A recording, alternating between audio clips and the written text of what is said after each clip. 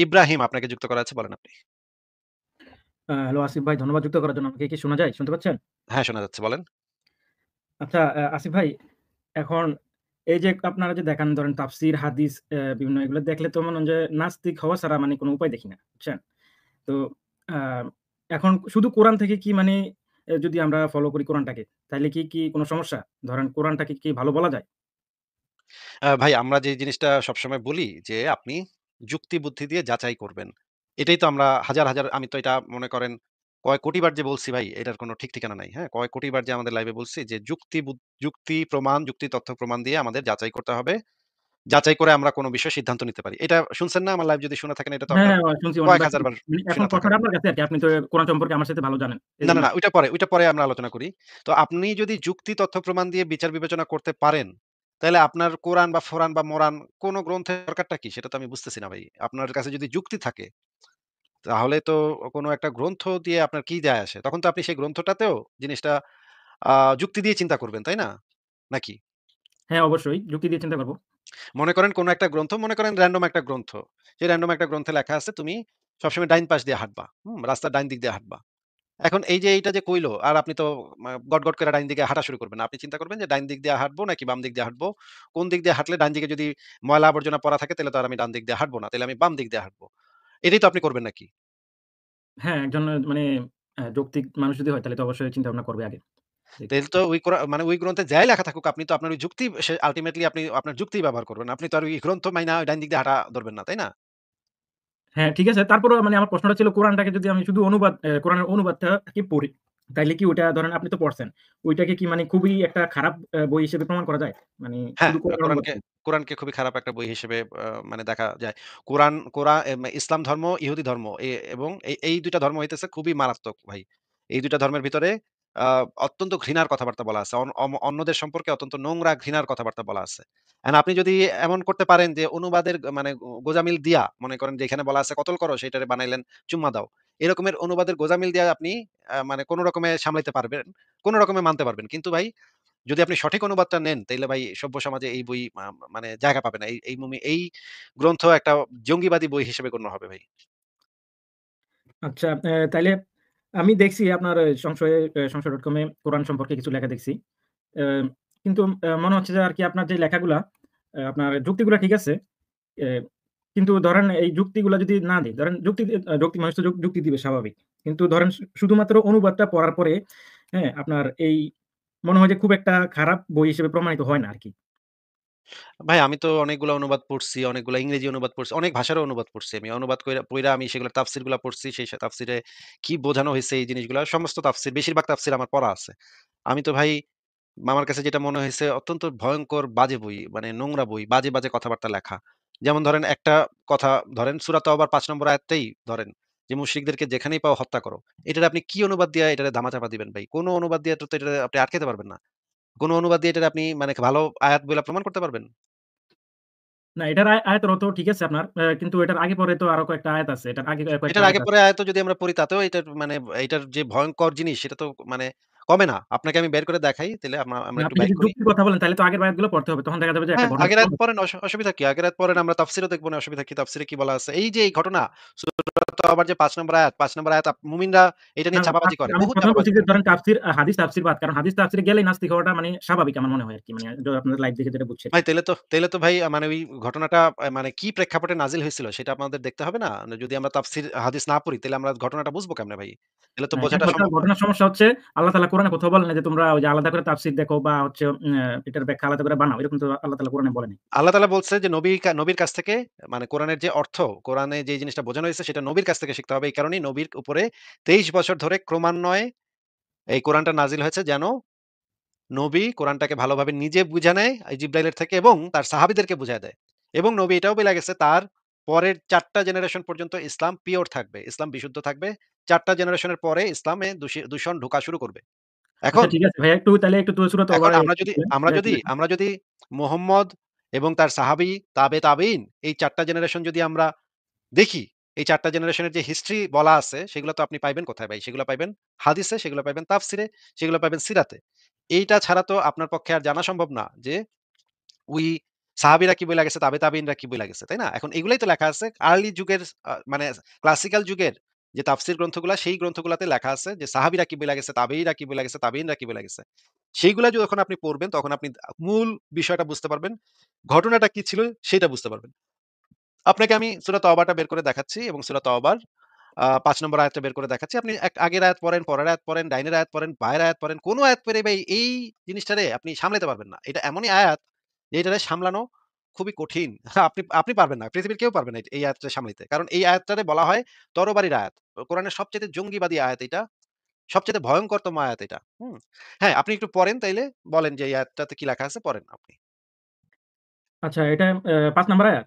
হ্যাঁ, এটা সূরা তওবার ৫ নম্বর আয়াত। আচ্ছা এটাতে লেখা আছে, "অতঃপর যখন নিষিদ্ধ মাসগুলো অতিবাহিত হয়ে যাবে, তখন তোমরা মুশরিকদেরকে যেখানেই পাও হত্যা করো এবং তাদেরকে পাকড়াও করো, তাদেরকে অবরোধ করো এবং তাদের জন্য প্রতিটি ঘাঁটিতে বসে থাকো। তবে যদি তারা তওবা করে এবং সালাত কায়েম করে আর যাকাত দেয়, তাহলে তাদের পথ ছেড়ে দাও। নিশ্চয়ই আল্লাহ বড়ই ক্ষমাশীল, পরম দয়ালু।" আচ্ছা। এবার আপনি বলেন যে এর আগের আয়াতটা আপনি দেখতে চাচ্ছেন নাকি? হ্যাঁ, মানে এটার একদম ১ হ্যাঁ, নাম্বার আয়াত থেকে ৫ নাম্বার আয়াতটা একটু তাইলে ঠিক মিলাই আছে। যদি পড়তেন, তাইলে হয়তোবা ঠিক কিছু আছে, ঠিক আছে। ডিফারেন্ট। আমরা ১ নাম্বার আয়াত থেকে দেখি। আগের আয়াত থেকে দেখি আমরা এই যে দেখেন এখানে বলা হচ্ছে যে আ এটা অনেক বড় ইয়া। আচ্ছা এখানে দেখেন আল বায়ান ফাউন্ডেশনের অনুবাদটা দেখি আমরা। আল্লাহ ও তার রাসূলের পক্ষ থেকে সম্পর্কচ্ছেদের ঘোষণা সেসব লোকের প্রতি মুশরিকদের মধ্যে থেকে যাদের সাথে তোমরা চুক্তিবদ্ধ হয়েছিলে। এইটা হচ্ছে গিয়ে আয়াত। ঠিক আছে? আ আরেকটা অনুবাদ পড়ি। আল্লাহ ও তার রাসূলের পক্ষ থেকে অব্যাহতি ঘোষণা হচ্ছে মুশরিকদের প্রতি যাদের সাথে তোমরা সন্ধি করেছিলে। মানে ১ম আয়াতটা হইতেছে যে মুশরিকদের সাথে এতদিন পর্যন্ত যত সম্পর্ক ছিল, যত সন্ধি চুক্তি ছিল, যত ধরনের লেনদেন ছিল সমস্ত কিছু এই ঘোষণার মাধ্যমে বিলুপ্ত হচ্ছে এবং পরের আইনটা তখন প্রযোজ্য হবে। পরের আয়াতের আইন পরে যে আয়াতগুলো আছে সেই আইনগুলো প্রযোজ্য হবে। এই আয়াতে বলা হচ্ছে যে মুশরিকদের সাথে সমস্ত চুক্তি বাতিল নাকি ভাই? না, এখানে বলা হচ্ছে ওই সকল মুশরিকদের সাথে যাদের সাথে তোমরা সন্ধি করেছিল। এখানে ঢালাওভাবে সকল মুশরিকদের কথা বলা হয় নাই। আমরা এখানে বলা পরে হচ্ছে দেখব। পরে আস্তে, আস্তে দেখব সবার সাথে সব মুশরিকদের সাথে মানে মুশরিকদের সাথে সমস্ত চুক্তি বাতিল হয়ে গেছে। এই আয়াতের মাধ্যমে মুশরিকদের সাথে সমস্ত আচ্ছা হ্যাঁ, চুক্তি যাদের বাতিল সাথে হয়েছে। চুক্তি ছিল ওই চুক্তিটা বাতিল হয়ে গেছে। হ্যাঁ। চুক্তি ছিল যদি মোহাম্মদ মানে তারা যদি বাতিল নাও করে সেটাও বাতিল হয়ে গেছে। হ্যাঁ? যারা চুক্তিটা ফলো করছিল তাদের সাথেও চুক্তি বাতিল হয়ে গেছে ভাই। হ্যাঁ? আচ্ছা আমরা তাহলে আস্তে, নেক্সট আস্তে আয়াতে দেখব। দেখেন। আমরা আস্তে, হ্যাঁ। আস্তে দেখব সে প্রত্যেকটা জিনিস আস্তে, আস্তে দেখব। এটা ১ নাম্বারটা পড়লাম। ২ নম্বরে এবার পড়ি যে এখানে ২ নম্বরে কি বলা আছে? অতঃপর হে কাফিরগণ ৪ মাস তোমরা জমিনে ইচ্ছামত চলাফেরা করে নাও। আর জেনে রাখো তোমরা আল্লাহকে নত করতে পারবে না। আল্লাহই সত্য প্রত্যাখ্যানকারীদেরকে লাঞ্ছিত করবেন। অ্যা আ তোমরা ভূমণ্ডলে ৪ মাস বিচরণ করে নাও এবং জেনে রাখো আল্লাহকে অক্ষম করতে পারবে না। নিশ্চয়ই আল্লাহ কাফিরদেরকে অপদস্থ করবেন। আচ্ছা ঠিক আছে। জমিনে ৪ মাসের সময় দেওয়া হইছে তাদেরকে। ৪ মাসে তোমরা জমিনে ঘোরাঘুরি কইরা লও, হ্যাঁ? পরিভ্রমণ করে লও। এরপরে অসুবিধা আছে, হ্যাঁ? এই জিনিসটা এখানে হুমকি দেওয়া হইছে এখানে। যে তোমাদের ৪ মাসের টাইম দিলাম। এর মধ্যে যা করার কইরা লও। এরপরে কিন্তু খবর আছে। আচ্ছা এরপরে কি বলা হচ্ছে পড়ি আমরা। এরপরে বলা হচ্ছে যে মহান হজের দিন মানুষের প্রতি আল্লাহ রাসূলের পক্ষ থেকে ঘোষণা, নিশ্চয়ই আল্লাহ মুশরিকদের থেকে দায়মুক্ত এবং এই যে দেখেন এইখানে পরিষ্কার ভাবে বলা আছে, নিশ্চয়ই আল্লাহ মুশরিকদের থেকে দায়মুক্ত এবং তার রাসূলও মানে এইখানে সমস্ত মুশরিকদের কথা বলা হয়েছে। মুশরিকদের প্রতি আর আল্লাহ ও তার রাসূলের কোনো দায় নাই। তারা বাঁচুক কি মরুক এইটা নিয়া আল্লাহ এবং তার রাসূলের আর কোনো দায় নাই। এইখানে তো ভাই সমস্ত মুশরিকদের কথা বলা হয়েছে, তাই না? হ্যাঁ, এখানে ওরকমই বোঝা যায়। জি। এখানে তো কোনো চুক্তিবদ্ধ মুশরিকদের কথা বলা হয়নি। মুশরিকদের মানে সমস্ত মুশরিক নাকি? হুম। যখন এখানে স্পেসিফাই করা না থাকবে তার মানে আমভাবে সমস্ত মুশরিক। যখন মনে করেন মানুষের কথা বলা হবে তখন আমভাবে সমস্ত মানুষ। আর যদি আমি বলি বাংলাদেশের মানুষ, তখন সেইখানে স্পেসিফাই হবে এটা হচ্ছে শুধুমাত্র বাংলাদেশের মানুষের কথা বোঝানো হয়েছে। ভারতের মানুষের কথা এখানে বোঝানো হয়নি। তাই না? হ্যাঁ, ঠিক আছে। আপনার কথা ঠিক আছে এখানে। তো এইখানে নিশ্চয়ই মুশরিকদের কথা যেহেতু বলা হয়েছে, এখানে সমস্ত মুশরিকদের কথা বলা হয়েছে। অতএব যদি তোমরা তওবা করো তাহলে তো তোমাদের জন্য উত্তম। আর তোমরা যদি ফিরে যাও তাহলে জেনে রাখো তোমরা আল্লাহকে অক্ষম করতে পারবে না। আর যারা কুফরি করেছে তাদের তুমি যন্ত্রণাদায়ক আযাবের সুসংবাদ দাও। অর্থাৎ হজের ১০ তারিখ কুরবানির দিন। একটা ডেট ধরে দিতেছে যে অসুবিধা আছে, খবর আছে তোমাগো। এক্ষুনি ইসলামের ছায়াতলে আসো নাইলে তোমাগো সবার খবর আছে, অসুবিধা আছে। আল্লাহ পাক এবং তার নবী অসুবিধা করব তোমাগো। সানডে মানডে ক্লোজ করে দিব তোমাগো। হুম? এক্কেরে আচ্ছা কে অসুবিধা আছে। সানডে মানডে ক্লোজ করতে চাইছে ওটা একটু মানে ভালো করে পুরোটা পড়লে বোঝা যাবে আরকি। হ্যাঁ, পুরোটাই তো আমি পড়তেছি। আপনি মানে পুরো হ্যাঁ। যেহেতু বললেন আ আ আগের আয়াত থেকে আপনি আপনি যেহেতু বলছেন পড়লেন এটা না কেউ ঠেকাইতে পারব না। আজকে দেখা যাবে। হ্যাঁ, আচ্ছা ঠেকাইতে ঠিক আছে, ঠিক আছে, ঠিক হ্যাঁ, আছে। দেখা আমরা যাবে। দেখব। আমরা তাফসীরও দেখব। সবকিছু আমরা একসাথে দেখব। কিন্তু হ্যাঁ, ঐসব মুশরিক হচ্ছে স্বতন্ত্র যাদের নিকট থেকে তোমরা চুক্তিতে আবদ্ধ হয়েছ। অতঃপর তারা তোমাদের বিরুদ্ধে কাউকে সাহায্য করেনি। সুতরাং তাদের সন্ধি চুক্তিতে তাদের নির্ধারিত সময় পূর্ণ করো। নিশ্চয়ই আল্লাহ সৎকর্মশীলদের পছন্দ করেন। এবং এইখানে বলা হয়েছে যে যারা তোমাদের সাথে চুক্তিটা ভঙ্গ করে নাই, তাদের জন্য ওই সুযোগটা দেয়া হচ্ছে যে তাদেরকে ওই নির্দিষ্ট সময় পর্যন্ত ৪ মাসের সময় পর্যন্ত তাদেরকে আর কিছু কইরো না। কিন্তু ওই ৪ মাসের সময়টা যখন অতিবাহিত হয়ে যাবে তারপরে সেটা সবার জন্য প্রযোজ্য হয়ে যাবে। এই সময়টুকু দেয়া হচ্ছে যে চুক্তিতে যারা আবদ্ধ হয়েছে কিন্তু তোমাদের বিরুদ্ধে কাউকে সাহায্য করেনি, শুধু তাদের জন্য ওই জিনিসটুকু দেয়া হচ্ছে। আমরা তাফসীরে দেখব, তাফসীরে আরো ডিটেইলস এ আমরা এই জিনিসটা পড়বো, এই জিনিসটা বুঝবো যে এই যে এখানে এই যে আসলে কি এই বলা হচ্ছে। আয়াতেই তো মানে স্পষ্ট যে আপনি যেটা বলছেন যে এখানে বলা হচ্ছে যে কিন্তু ওই সমস্ত মুশরিকদের জন্য স্বতন্ত্র যাদের নিকট তোমরা চুক্তিতে আবদ্ধ হয়েছ। ঠিক এই আছে? জিনিসটা আমরা তার মানে তাফসীর থেকে খুব ভালোভাবে দেখব ভাই। অসুবিধা নাই। আচ্ছা আপনি আমার কাছে তাফসীর তাফসীর থেকে পড়া দেখেন। আছে। কিন্তু আমি থাকতে চাচ্ছি তাফসীর শুধু কোরআনে ভাই থাকতে চাচ্ছি। আমি তাফসীর তাফসীর থেকে এই দেখেন এই সমস্যা নেই। ঘটনাটা যে সময় বর্ণিত হয়ে এই যে সময়ের ঘটনা সে সময় মক্কার এবং মানে পুরা সৌদি আরবের সমস্ত মুশরিকদের বিরুদ্ধে মুহাম্মদ এরপরে যুদ্ধ শুরু করছে। তাফসীরে অনেক আপনি কিছুই লেখা থাকতে পারে। একেকজন একেকভাবে তাফসীর করে। ওটার ভাই তাফসীরে অনেক লেখা কিছু লেখা থাকতে পারে। এই ধরনের কথা বইলা কোন তো লাভ নাই ভাই। আপনি তো নিশ্চয়ই তাফসীর কারকের থেকে বেশি ইসলাম বুঝেন না ভাই। আপনি একজন বাংলাদেশের কোন একটা জেনারেল শিক্ষিত মানুষ বা মাদ্রাসা পড়ুয়া একজন মানুষ। আপনি তো ভাই তাফসীরকে চ্যালেঞ্জ করতে পারেন না। ইবনে কাসির, জালালাইন মানে মানে আমি চ্যালেঞ্জ তাবারি, করছি না। আমার চাইতে এলেমওয়ালা অনেক অনেক আলেম আছে। উনারা অলরেডি চ্যালেঞ্জ করছে। এলেম আলা আলেমদেরকে আমি নিয়ে আসবো। এলেম আলা আলেমদের তাফসীর আমি নিয়ে আসবো তো ভাই। এলেম আলা মানে বাংলাদেশের না, সবচাইতে বড় এলেম আলা আ মানে তাফসীর লেখক। বাংলাদেশের সবচাইতে বড় এলেম আলা তাফসীর লেখকের নাম কি জানেন ভাই? ডক্টর আবু আমি বকর এটা বলিনি। জাকারিয়া আমি হচ্ছে বলছি যারা তাফসীরকে ডিনাই করে তাদের মধ্য থেকে অনেকে এই যে মানে অনেক বড়, বড় জ্ঞানী লোক আছে। ঠিক আছে? না, তাফসীরকে না। ডিনাই করে, হাদিসকে ডিনাই বাংলাদেশের করে। সবচাইতে যারা বড় শুধু কোরআন মানে। ঠিক আছে? ভাই বাংলাদেশের সবচাইতে বড় এলেম আলা তাফসীর কারক হচ্ছে ডক্টর আবু বকর জাকারিয়া। আমরা ডক্টর আবু বকর জাকারিয়ার একটা তাফসীর গ্রন্থ আছে। সেই তাফসীর গ্রন্থ থেকে এই সূরা তওবার যে তাফসীরটা সেটা খুব সুন্দর করে আমরা পড়বো। অসুবিধা নেই। আমার কাছে খোলা আছে। একটু পরে বের করতেছি। আচ্ছা, আচ্ছা এবার ঠিক আপনি আছে। তো অনুমতি দেন। এইবার এইবার আমরা পরের আয়াতটা পড়ি। পরের আয়াতে কি বলা আছে? পরের আয়াতটা তো ওই যে ৫ নম্বর আয়াতটাই যে, "অতঃপর নিষিদ্ধ মাস অতীত হয়ে যায়। তখন ওই মুশরিকদেরকে যেখানে পাবে, এইখানে সমস্ত মুশরিকদের কথা বলা হচ্ছে। তাদেরকে ধরে ফেলো, তাদেরকে অবরোধ করে রাখো, তাদের সন্ধানে ঘাটির সময় অবস্থান করো। অতঃপর যদি তারা তওবা করে, সালাত আদায় করে এবং জাকাত প্রদান করে তাহলে তাদের পথ ছেড়ে দাও। নিশ্চয়ই আল্লাহ অতিশয় ক্ষমাপরায়ণ, পরম করুণাময়।" এই হচ্ছে ৫ টা আয়াত। ৬ নম্বর আয়াতও আছে। ৬ নম্বর আয়াতেও নানা কথা বলা আছে। আমরা এবার একটু দেখি আ আমরা তো মানে প্রত্যেকটা দাঁড়ান একটু। আমরা এবার একটা লেখা একটু পড়ি যে, এই আয়াতটা কিন্তু কোন যুদ্ধকালীন সময়ে এই যে আপনাদের যে একজন লেখক আছে আরিফ আজাদ সে লিখছিল, আপনি তো প্যারাডক্সিক্যাল সাজিদ পড়ছেন ইব্রাহিম ভাই নাকি? হ্যাঁ, পড়ছিলাম। প্যারাডক্সিক্যাল সাজিদ বইতে মানে এই আরিফ আজাদ পাগলা লিখছে যে, এই যে এখানে দেখেন এই কোরআনের এক জায়গায় বলা আছে মুশরিকদের যেখানেই পাওয়া যাবে সেখানেই হত্যা করতে হবে। এটা কেন? উত্তরে সে বলতেছে যে মানে সাজিদ বলতেছে খুবই সহজ জিনিস। হ্যাঁ, কোরআনে বলেছে মুশরিকদের যেখানে পাও হত্যা করো। কিন্তু আপনাকে আয়াত নাজিলের প্রেক্ষাপট জানতে হবে। এই আয়াত নাজিল হয়েছিল যুদ্ধের উত্তপ্ত সময়ে যখন মুসলিম বাহিনী এবং মুশরিক বাহিনী পরস্পর মুখোমুখি। ভাই এই জিনিসটা আপনাদের মানে যে বাটপারগুলা আপনাদের ধর্মের যে বাটপারগুলা, মিথ্যুক বাটপারগুলা এই ধরনের মিথ্যা কথা লেখে ভাই আপনাদের এবং এই বইগুলা বেস্ট সেলার হয় বাংলাদেশে। আপনারা এই টাইপের বাটপারি মানে মার্কা কথাবার্তা বলে আপনাদের যে মানে লেখকেরা। আমরা একটু দেখি এবং এখানে সে বলতেছে অর্থাৎ আল্লাহ বলেছেন তাদের সাথেই কেবল যুদ্ধ করো যারা তোমাদের সাথে যুদ্ধে লিপ্ত। এটা নাকি আল্লাহ এই আয়াতে নাকি এটা বুঝাইছে। আচ্ছা আমরা দেখি যে সিরাতুল মুস্তাফা গ্রন্থ ১ম এ আমরা একটু সিরাতুল মুস্তাফা খন্ড ৩ পৃষ্ঠা ৯৯ ১০০ এখানে আমরা দেখি যে এই আয়াতটা নাজিলের প্রেক্ষাপটটা একটু দেখি। নবম হিজরি জিলকদ মাসে নবী হযরত আবু বকরকে হজের আমির নির্বাচন করে মক্কা মুকাররমায় প্রেরণ করেন। তিনি শরীয়তের বিধান অনুযায়ী লোকজনের হজ আদায়ের ব্যবস্থা করতে পারেন এবং চুক্তি ভঙ্গ করার ব্যাপারে সূরা তওবার যে ৪০ আয়াত নাজিল হয়েছে তা ঘোষণা করবেন। আয়াত সময় এই বিষয়ে বর্ণনা ছিল এবছর মুশরিকরা মসজিদে হারামে যেতে পারবে না, উলঙ্গ হয়ে বায়তুল্লাহ তাওয়াফ করতে পারবে না। যার সাথে নবীর কোন চুক্তি করেছেন ওই নির্ধারিত সময়ের মধ্যে পূর্ণ করা হবে। যাদের সাথে কোন চুক্তি করা হয়নি তাদেরকে কুরবানির দিন থেকে ৪ মাসের সুযোগ দেয়া হলো। যাদের সাথে কি বলা হয়েছে ভাই একটু পড়েন তো? ইব্রাহিম ভাই? যাদের সাথে হ্যাঁ, চুক্তি আছে তাদের ওই নির্ধারিত সময়ের মধ্যে চুক্তিটা পূর্ণ করতে হবে, তাই না? হ্যাঁ, ওই যে নির্ধারিত সময়টা কি? ৪ মাস। হ্যাঁ, নির্ধারিত সময় ৪ মাস। যাদের সাথে চুক্তি অলরেডি আছে সবার সাথে ওই ৪ মাসের মধ্যে চুক্তি মানে ওই ৪ মাসের মধ্যে চুক্তিটা শেষ করতে হবে। আর যাদের সাথে চুক্তি নাই তাদেরকে ওই ৪ মাসের সুযোগ দেওয়া হইল, নাকি? মানে এখানে কি এরকম কিছু বলছে নাকি? যে যাদের সাথে চুক্তি নাই তারাও ওই ৪ মাস এই যে পরে তাদের যাদের সাথে কোন চুক্তি করা হয়নি তাদেরকে কুরবানির দিন থেকে ৪ মাসের সুযোগ দেয়া হলো। কথাটা দেখা যাচ্ছে? আপনি একটু কার্সরটা করেন। কোথায় লেখা আছে এটা একটু দেখি। লাস্ট লাইনটা এই সবুজ কালিতে লাস্ট লাইনটা। যাদের সাথে কোন চুক্তি করা হয়নি তাদেরকে ইয়াউমুন নাহর বা কুরবানির দিন থেকে ৪ মাসের সুযোগ দেয়া হলো। এই কথাটা দেখা যাচ্ছে? হ্যাঁ, হ্যাঁ। এটা দেখা যাচ্ছে। কিন্তু আচ্ছা এটাতে কি বুঝাইতে চাচ্ছে? যাদের মানে সাথে কোন তাদেরকেও চুক্তি একসাথে পাকড়াও করা হবে নাকি? এটা বুঝাচ্ছে যা আরকি। যাদের সাথে কোন ধরনের চুক্তি-টুক্তি নাই, তাদেরকেও ওই ৪ মাসের সুযোগ দেওয়া হইল, জমিনে ঘোরাফেরা করার জন্য। আচ্ছা। ঠিক আছে? স্বাধীনভাবে ঘোরাফেরা করার জন্য ৪ মাসের পরে খবর আছে। এই ৪ মাসের সুযোগ দেয়া মানেই হচ্ছে ৪ মাসের পরে খবর আছে। ঠিক আছে? আচ্ছা ঠিক আছে আমরা পরে আরো পড়ি। তদানুসারে কোরবানির দিন থেকে এই ঘোষণা দেওয়া হয় যে বেহেশতে কোনো কাফের প্রবেশ করতে পারবে না। আগামী বছর থেকে মুশরিক হজ করতে পারবে না। আচ্ছা এই সময় তো মক্কা তো মুহাম্মদের দখলে, তাই না ভাই? এটা কত হিজরির কথা এটা?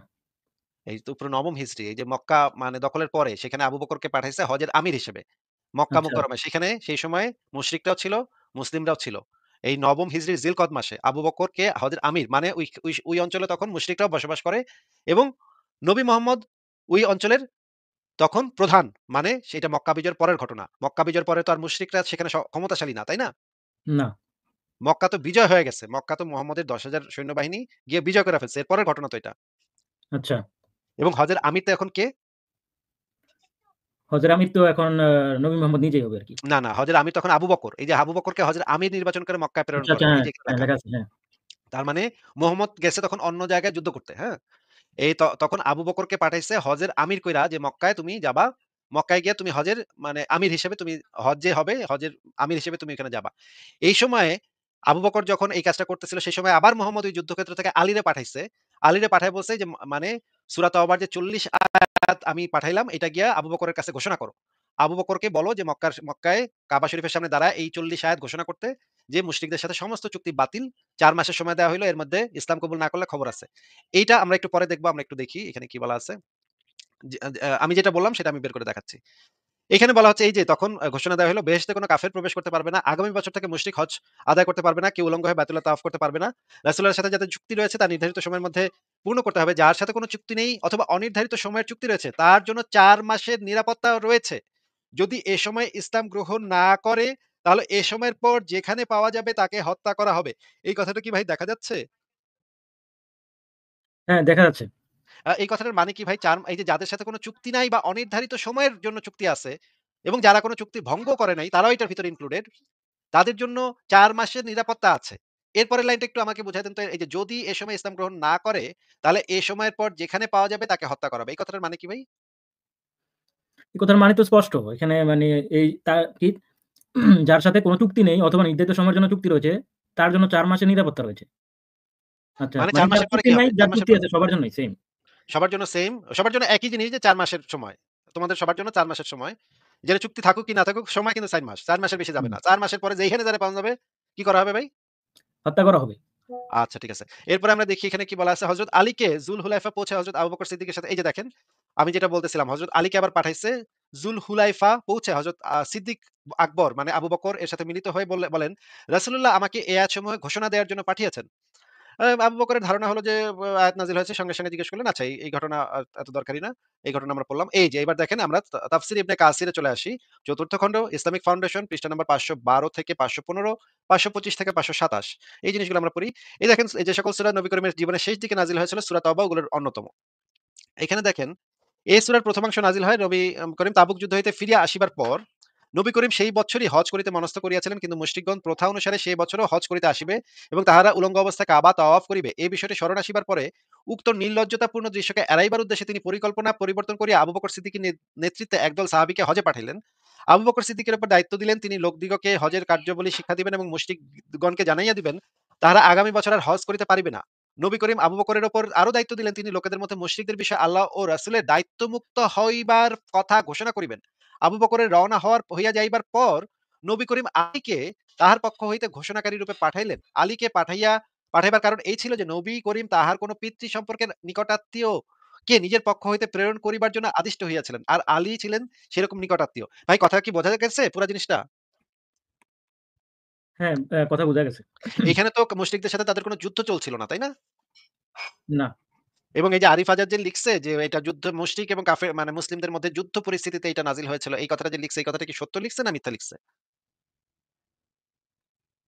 না এখানে অনুযায়ী তো সে মিথ্যা লিখছে।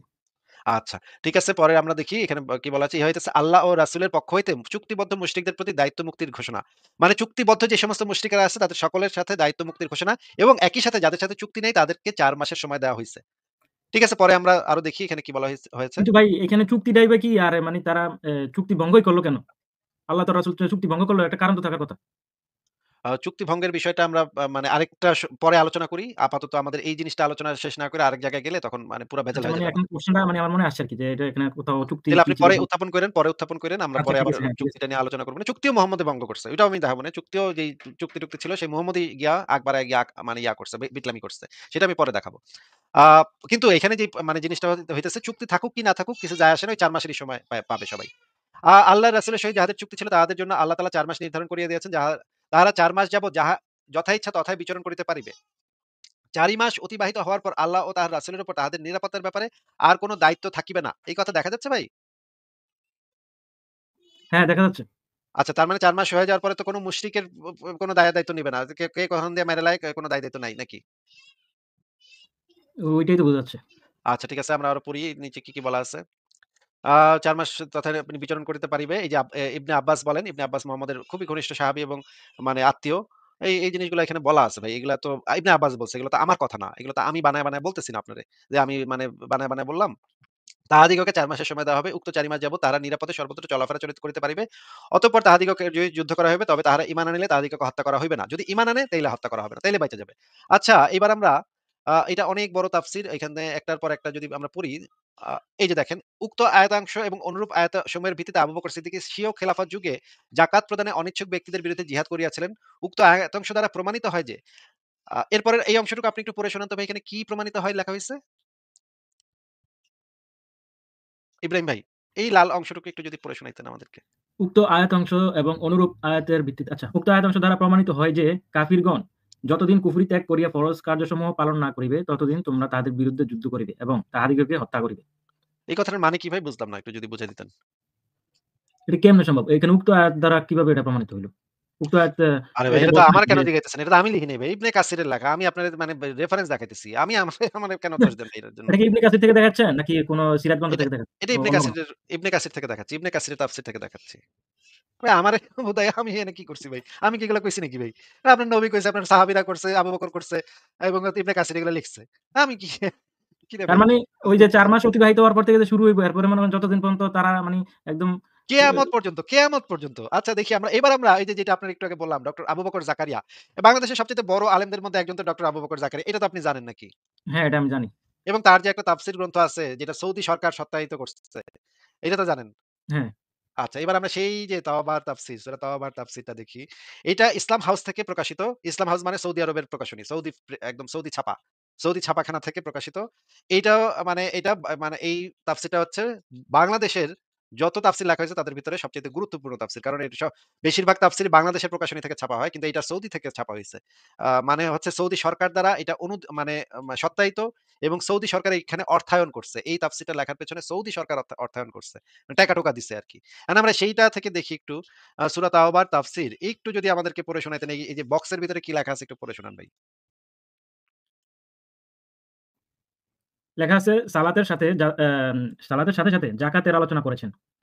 সহিহ বুখারী ও মুসলিমে বর্ণিত হয়েছে, আব্দুল্লাহ ইবনে উমর রাদিয়াল্লাহু আনহুমা বলেন, রাসূলুল্লাহ সাল্লাল্লাহু আলাইহি ওয়াসাল্লাম বলেছেন, আমি লোকেদের বিরুদ্ধে ততক্ষণ পর্যন্ত লড়াই করতে আদিষ্ট হয়েছি যতক্ষণ না তারা এই সাক্ষ্য দেয় যে আল্লাহ ছাড়া প্রকৃত কোনো উপাস্য নেই এবং মুহাম্মদ সাল্লাল্লাহু আলাইহি ওয়াসাল্লাম আল্লাহর রাসূল এবং তারা সালাত প্রতিষ্ঠা করে যাকাত প্রদান করে। আচ্ছা এই কথাটা কে বলছে? আব্দুল্লাহ ইবনে উমর বলছে, তাই না? হ্যাঁ, এটা তো আসিফ মহিউদ্দিন তো আর বলে নাই। এটা তো আব্দুল্লাহ ইবনে উমর সে তো একজন বিখ্যাত সাহাবী নাকি? হ্যাঁ, বিখ্যাত সাহাবী। আচ্ছা আচ্ছা। ঠিক আছে ভাই, আসিফ ভাই আপনি ঠিক তো আছে। এইভাবে মানে ওকে। হাদিস দেখাইলে ওগুলো তো ভাই বললামই আমি হাদিস ১ম এই আমি ওটা দেখাইতেছি। আমি ভাই বলছি আমি তো তো মানে আপনাকে হাদিস মানে তাফসীর মুহাম্মদের পড়লে সাহাবীরা নাস্তিকই হইতে হইব। সাহাবীরা কি বলে গেছে, অথবা মুহাম্মদের ইসলাম সাহাবীরা ত্যাগ কি করতে বলে হইব। গেছে? ভাই ওটাতে মুহাম্মদের আমি সাহাবীরা কি বলে গেছে আমি সেগুলো দেখাইতেছি। আমি তো নিজে থেকে কিছু কইতেছি না ভাই। আমি তো আমি নিজে থেকে বলছি তো কইতেছি না। ১ম এ আপনি তো শুরুতেই বলছি যে আপনার অলরেডি ভাই পরের লাইভ অংশটুকু ভিডিও আমি প্লিজ, দেখছি। পরের অংশটুকু প্লিজ পড়ে শোনান। পরের এই যে সম্মানিত আয়াতটি এখান থেকে একটু পড়ে শোনান। আপনার যেই বুখারী, মুসলিম থেকে হাদিসগুলো দেখান না ওইগুলো আমি না, না, দেখছি। না জাস্ট ভাই। ওইগুলো এই পড়লেই যে তো এনাফ। সম্মানিত আয়াতটি একজন মানুষ একটু ইসলাম পড়ে ত্যাগ শোনান। করার প্লিজ জন্য ভাই, কয়েকটা হাদিস প্লিজ যদি ভাই, আপনি দেখান, প্লিজ ওইগুলো ভাই এই দেখাই যে এনাফ। এই অংশটুকু পড়ে শোনান। এই সম্মানিত আয়াতটি এখান থেকে পড়ে শোনান। এই সম্মানিত আয়াতটি হচ্ছে তরবারির বা জিহাদের আয়াত যে সম্পর্কে দাহাক ইবনু মুজাহিম বলেন, এই আয়াতটি নবী সাল্লাল্লাহু আলাইহি সাল্লাম এবং মুশরিকদের মাঝে সংঘটিত যাবতীয় চুক্তিকে কি, কি রহিত করিবে। যাবতীয় চুক্তিকে মানে চুক্তি ছিল কি ছিল না সমস্ত হুম, কিছু এই আয়াতের মাধ্যমে আমি আপনাকে শুরুতেই যেটা বলতেছিলাম, এটা দেখেন ডক্টর আবু বকর জাকারিয়া এখন বলতেছে যে এই আয়াতের মাধ্যমে এটা হচ্ছে তরবারির আয়াত মানে কোপাকুপির আয়াত। এক্কারে স্ট্রেইট সোজা কথায় হচ্ছে কোপাকুপির আয়াত। জঙ্গিবাদী আয়াত, জঙ্গি আয়াত এটা। এইখানে এবং বলা হচ্ছে এই সম্মানিত আয়াতটি তরবারির আয়াত যে সম্পর্কে দাহাক ইবনে মুজাহিম বলেন, এই আয়াতটি নবী সাল্লাল্লাহু আলাইহি ওয়াসাল্লাম এবং মুশরিকদের মাঝে যাবতীয় চুক্তিকে রহিত করে দিয়েছে। সকল চুক্তি এবং সকল মেয়াদকে রহিত করে দিয়েছে। এই কথাটা দেখা যাচ্ছে ভাই? হ্যাঁ, দেখা যাচ্ছে। এই আয়াতের মাধ্যমে তো আর মুশরিকদের সাথে কোন ধরনের কোন সম্পর্ক, কোন ধরনের কোন চুক্তি, কোন ধরনের কিচ্ছু নাই নাকি? তবে ওই ৪ মাসের সময়টা মানে আমরা মনে রাখবো। ৪ মাস সময় দেওয়া হইছে। এরপরে আর নাই নাকি? হ্যাঁ, হ্যাঁ। আচ্ছা ঠিক আছে। এর পরের অংশটুকু যদি একটু পড়ে শোনাইতেন এখানে। তারপরে বলছে আউফি বর্ণনা করেন আব্দুল্লাহ ইবনু আব্বাস রাদিয়াল্লাহু আনহুমা এই আয়াত সম্পর্কে বলেন, সূরা আল বারাআহ অর্থাৎ সূরা আত-তাওবা অবতীর্ণ হওয়ার পর থেকে কোন মুশরিকের কোন চুক্তি এবং কোন অঙ্গীকার আর অবশিষ্ট নেই। হারাম সমূহ অতিক্রান্ত হওয়া সূরা আত-তাওবা অবতীর্ণ হওয়ার পূর্বে মুশরিকদের থেকে দায়মুক্তির নির্দেশের দিন থেকে রবিউল আখির মাসের প্রথম ১০ দিন, এই ৪ মাস। আচ্ছা ৪ মাসটা সময়টা দেওয়া হয়েছে। এবার আমরা একটু একজন আলেমের মুখে থেকে এই আ আয়াতটার তাফসীরটা একটু শুনে নিই ভাই। একটু সময় লাগবে। যদি একটু কষ্ট করে আপনি শুনেন, তাইলে জনগণও জানতে পারবে যে এই আয়াতের এটা আমি আসল। শুনছি ভাই, এটা আমি দেখছি, এটা উনার এই বক্তব্য। কিন্তু ভাই এটা তো জানার দরকার। কারণ আচ্ছা হ্যাঁ, ঠিক যে আছে। আপনি দর্শকদের উদ্দেশ্যে চালাইতে পারেন, সমস্যা নেই। আমার কোন সমস্যা নেই। আচ্ছা। আ ঠিক আছে। কিন্তু আমাদের ব্যাক স্টেজে আমি দেখতে পাচ্ছি একজন মানে দাড়িওয়ালা একজন মুমিন ব্যক্তিও আছেন। আমি যদি ইব্রাহিম ভাই আমি যদি উনাকেও একটু যুক্ত করে নেই, আপনারা ২ জনই কথা বলেন। ২ জনই অসুবিধা নেই। আপনারা ২ জনই কথা বলেন। আমি একটু মোহাম্মদ জহিরুল সাহেবকেও যুক্ত করে নিলাম। জহিরুল সাহেব আপনি কি শুনতে পাচ্ছেন? মোহাম্মদ জহিরুল ইসলাম আপনি কি শুনতে পাচ্ছেন? মোহাম্মদ জহিরুল ইসলাম আপনাকে তো দেখলাম মানে ক্যামেরাতে দেখলাম আপনার বিরাট লম্বা দাড়ি। আমার তো মনে হইল যে আপনি মনে হয় কোন আলেম-টালেম হইবেন। মোহাম্মদ জহিরুল ইসলাম আপনি কি শুনতে পাচ্ছেন কথা? আপনার অন্ধকার হয়ে গেছে। ক্যামেরাটা ঠিক করেন। মানে ক্যামেরাটা মুখের সামনে নেন। তাইলে আমি মানে স্ক্রিনে আনতেছি আপনাকে। জহিরুল ইসলাম আপনি তো কোন কথা বলছেন না। আপনার কথা শোনা যাচ্ছে না তো। আশ্চর্য ঘটনা। উনি যেটা দেখলাম আমি এখানে যেটা একটু আগে দেখলাম যে উনার বিরাট লম্বা দাড়ি। উনি তো মনে হইল যে উনি হয়তো কোন আলেম-টালেম হইবেন। এটা ভেবে তো উনাকে যুক্ত করলাম। কিন্তু উনি কোন কথা বলতেছে না। ঠিক আছে। তাহলে উনাকে ব্যাক স্টেজে পাঠায় দিলাম। আমি তাহলে এই ভিডিওটা একটু ছাড়ি ইব্রাহিম ভাই। আপনি একটু কষ্ট করে সময় নিয়ে শোনেন। কারণ এটা দর্শকদেরও দেখার দরকার আছে, শোনার দরকার আছে। আমি ছাড়লাম, হ্যাঁ? আরেকটা আয়াত শুনেন, সূরা তাওবার ৫ নম্বর আয়াত। এই আয়াতটা খুবই মারাত্মক। শুনেন। এই আয়াতটা আবার পুলিশ-টুলিশ থাকলে তর্জমা করা যাবে না, বুঝছেন? কারণ এই আয়াতটাকে অনেকেই বলে সন্ত্রাসী আয়াত। সন্ত্রাসী আয়াত দেখেন তর্জমা করলে শব্দ দৌড় দিবেন। তর্জমা করব? এটা খালি তেলাওয়াত করা জায়েজ আছে। বাংলাদেশে এটা তেলাওয়াত করা জায়েজ আছে। কিন্তু তর্জমা করা চলবে না। তর্জমা করব? ভয় পাবেন না তো? আচ্ছা আলহামদুলিল্লাহ। দেখা যাক। সূরা তাওবার কয় নম্বর আয়াত? ৫ নম্বর আয়াত। এখানে শুনেন কি বলছে। فإذا انسلخ الأشهر الحرم فاقتلوا المشركين। আল্লাহ তাবারক ওয়া তাআলা বলছেন, যখন হারাম মাসগুলো অতিবাহিত হয়ে যাবে, হারাম মাস চিনেন তো? কয়টা হারাম মাস? আরবিতে ১২ মাসের মধ্যে ৪টা হলো হারাম মাস। হারাম মানে সম্মানিত মাস। রজব, যুলকাদা, যুলহিজ্জা আর হলো। আচ্ছা আমাদের সাথে মোহাম্মদ জহিরুল ইসলাম সাহেব আছেন। আপনি কি কিছু বলবেন ভাই? জি, জি। আমি একটু কথা হ্যাঁ, বলতে বলেন, বলেন। চাচ্ছি। আমি সিস্টেম তো ভালো বুঝি না। ভুল হলে ক্ষমা চাই। আচ্ছা, আচ্ছা অসুবিধা নেই। ঠিক আছে। শোনা যাচ্ছে আপনার কথা। বলেন, বলেন। জি, ধন্যবাদ আপনাকে। আমি ওই কমেন্টসেও লিখেছি। আ লিখাটা আপনাদের চোখে পড়েছে কিনা? এই কথা বলব না এখন। একটু কাজ করতেছি সরো।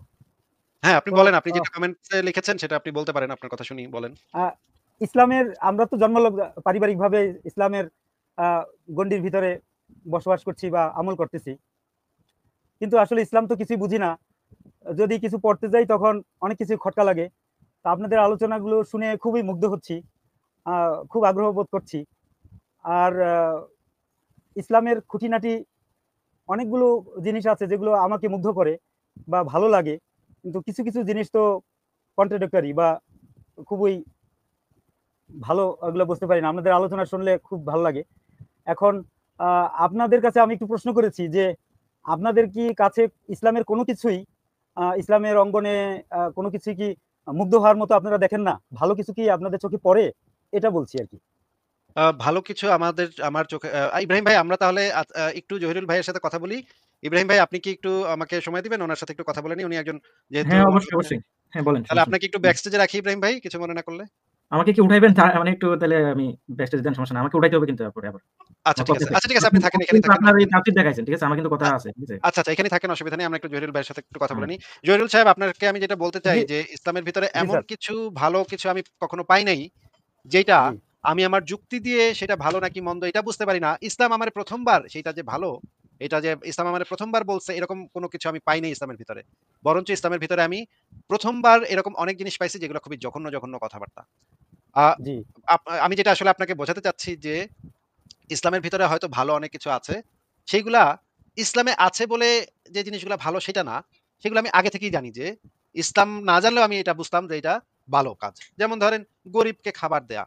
গরিবকে জি, যদি জি, কেউ জি, খাবার দেয়, এটা ভাই জি, আমার আমার ইসলাম দরকার নাই ভাই। কোরআন দরকার নাই ভাই এটা বোঝার জন্য আমার। আমি জি, যদি নাস্তিক্য হইতাম, আমি যদি ছোটকাল থেকে নাস্তিক্য হইতাম তাইলেও আমি এটা বুঝতাম যে এটা একটা ভালো কাজ। যদি আমার সামর্থ্য থাকে তাইলে আমি যার কাছে যার খাবার নাই তাকে একটু খাবার দিব।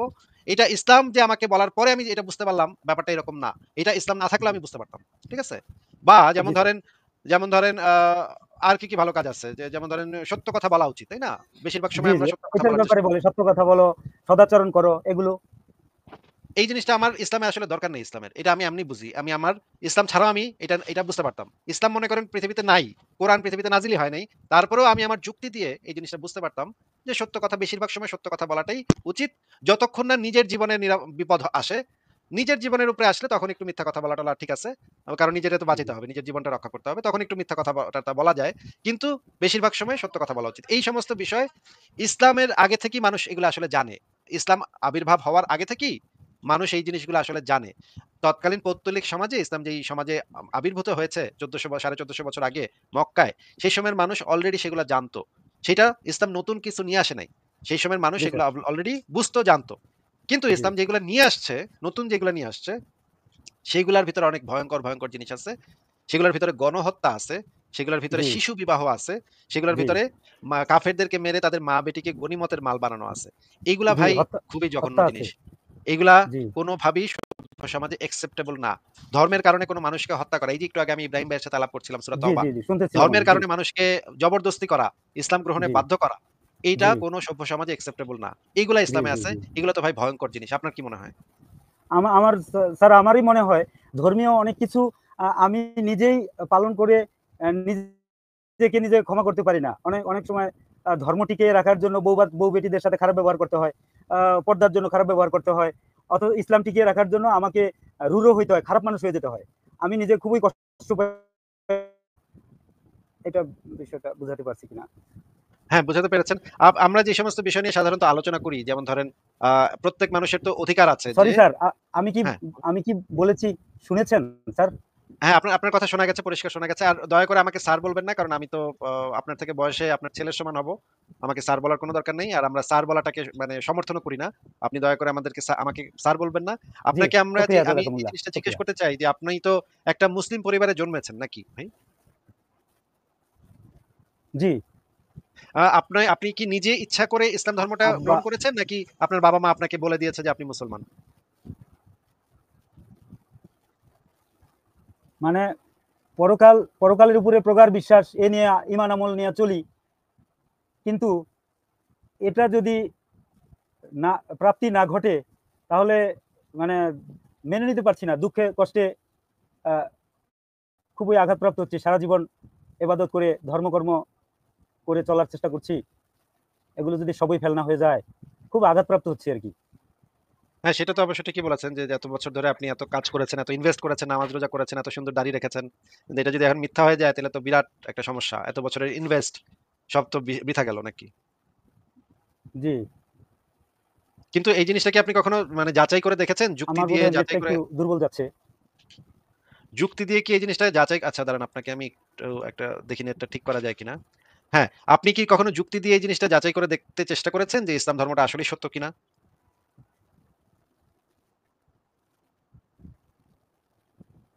জহিরুল ইসলাম সাহেব আপনি কি কখনো যুক্তি দিয়ে যাচাই করে দেখেছেন যে স্যার ইসলাম এখানে ধর্মটা কোনটা আসলেই অ্যালাইনমেন্ট কোনটা করতে হবে?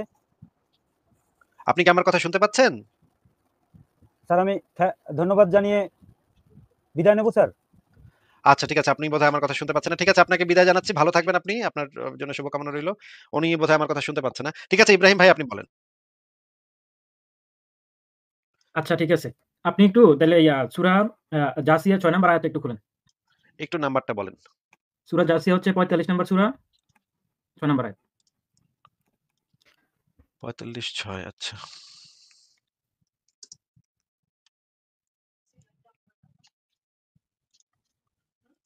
ঠিক আছে, আমি দেখছি জাসিয়ার ৬ নম্বর আয়াতে কি বলা আছে।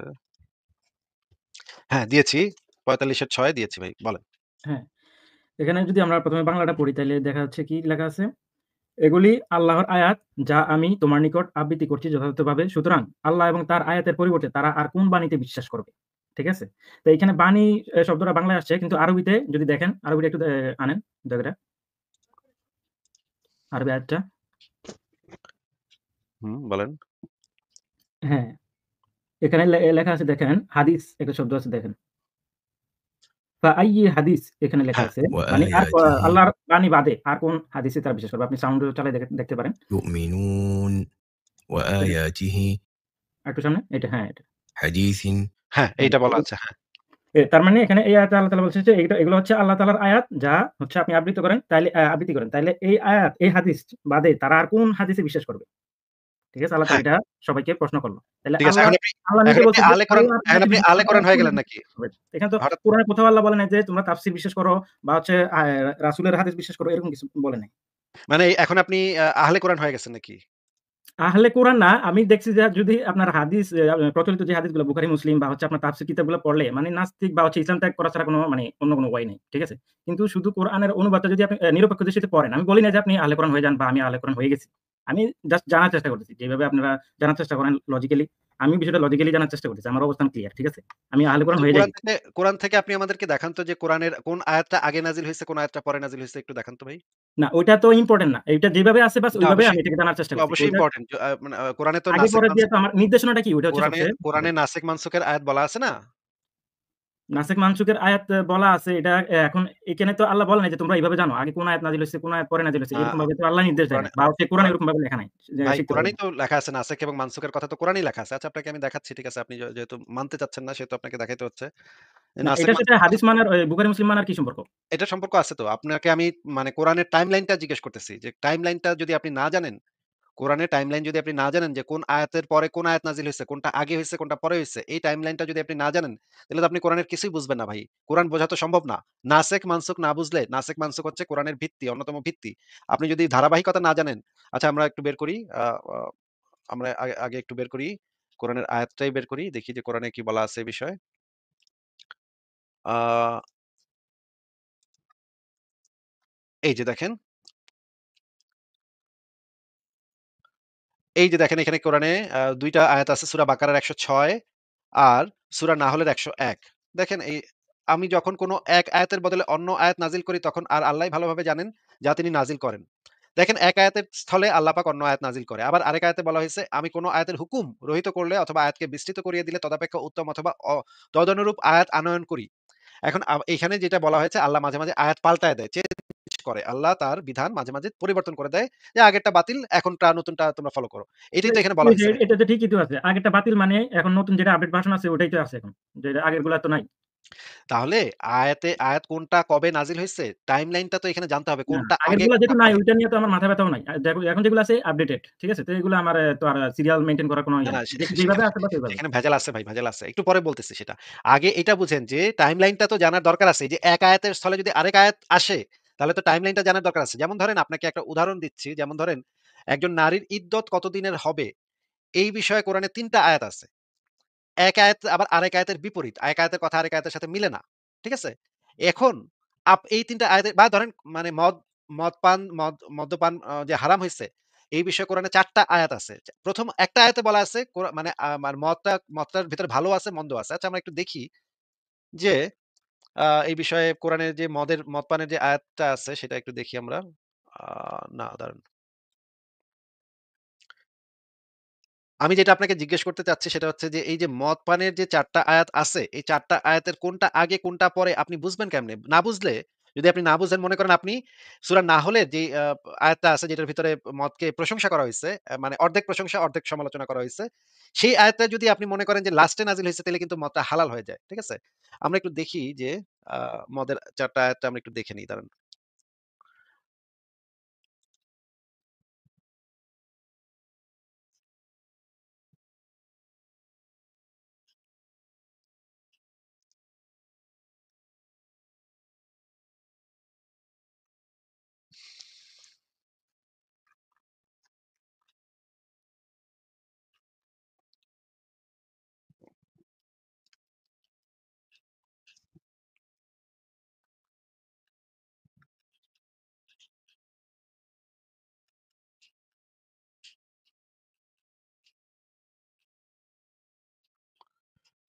এই যে দেখেন, আমরা এখন যে আয়াতটা পড়তেছি, স্ক্রিনে আপনি যে আয়াতটা দেখতে পাচ্ছেন, এটা হচ্ছে সূরা নাহলের ৬৭ নম্বর আয়াত। এখানে যে জিনিসটা বলা হয়েছে, আর তোমরা খেজুর গাছের ফল এবং আঙ্গুর থেকে মাদক ও উত্তম রিজিক গ্রহণ করো। নিশ্চয়ই এতে এমন কওমের জন্য নিদর্শন রয়েছে যারা বুঝে। ইমাম তাবারি বলেন, আয়াতটি মাদক নিষিদ্ধ হওয়ার পূর্বে অবতীর্ণ হয়েছে। মানে এখানে আবার টিকা দিয়ে দিচ্ছে যে এখানে যে উত্তম মাদক এবং উত্তম রিজিক গ্রহণ করো। এখানে যে আল্লাহ অ্যালাউ করছে খেজুর গাছের ফল এবং আঙ্গুর থেকে মদ। এই যে দেখেন, তোমরা মদ ও উত্তম খাদ্য প্রস্তুত করো। খেজুর এবং আঙ্গুর ফল থেকে মদ এবং উত্তম খাদ্য প্রস্তুত করো। জ্ঞানী সম্প্রদায়ের জন্য এতে রয়েছে বহু নিদর্শন। খেজুর গাছের ফল ও আঙ্গুর হতে তোমরা মাদক ও উত্তম খাদ্য গ্রহণ করে থাকো। নিশ্চয়ই এতে বোধ শক্তি সম্পন্ন সম্প্রদায়ের জন্য রয়েছে নিদর্শন। এইখানে যে এই টিকাটা দিয়ে দেওয়া হয়েছে, এইটার কারণটাই হচ্ছে যে এইটা বোঝাবার জন্য যে এই আয়াতটা এখন আর প্রযোজ্য না। আপনি কি এই জিনিসটা বুঝতে পারতেছেন ভাই? এই ইব্রাহিম ভাই? লেখাটা তো দেখতে পাচ্ছি। কিন্তু এখানে আসলে আপনি যেটা বলতেছেন আ এই কথাটা কিন্তু আয়াতের ভিতরে নাই। ইমাম তাবারি বলেন এই কথাটা কিন্তু আয়াতের ভিতরে নাই, তাই না? হুম। তাহলে এই যে এইবার ইমাম তাবারির এই কথাটা নাই। এখানে কিন্তু মাদকের প্রশংসা করা হইছে। এটার ভিতরে অনেক মানে বুঝদার মানুষের জন্য অনেক ভালো জিনিস আছে, এটা বুঝাইছে এখানে। আচ্ছা, মাদক স্টার দিয়ে কি মানে মাদককে উত্তম কিছু বুঝাইছে নাকি? মাদককে উত্তম, এখানে উত্তমই বোঝাইছে। এই যে স্টার দিয়ে আবার নিচে বইলা দিছে যে এটা আসলে মাদক নিষিদ্ধ হওয়ার পূর্বে অবতীর্ণ হইছে। এই তাইলে কারণে মাদক এখানে উত্তম হইলে আবার মাদক পরে নিষিদ্ধ হয় কেমনে?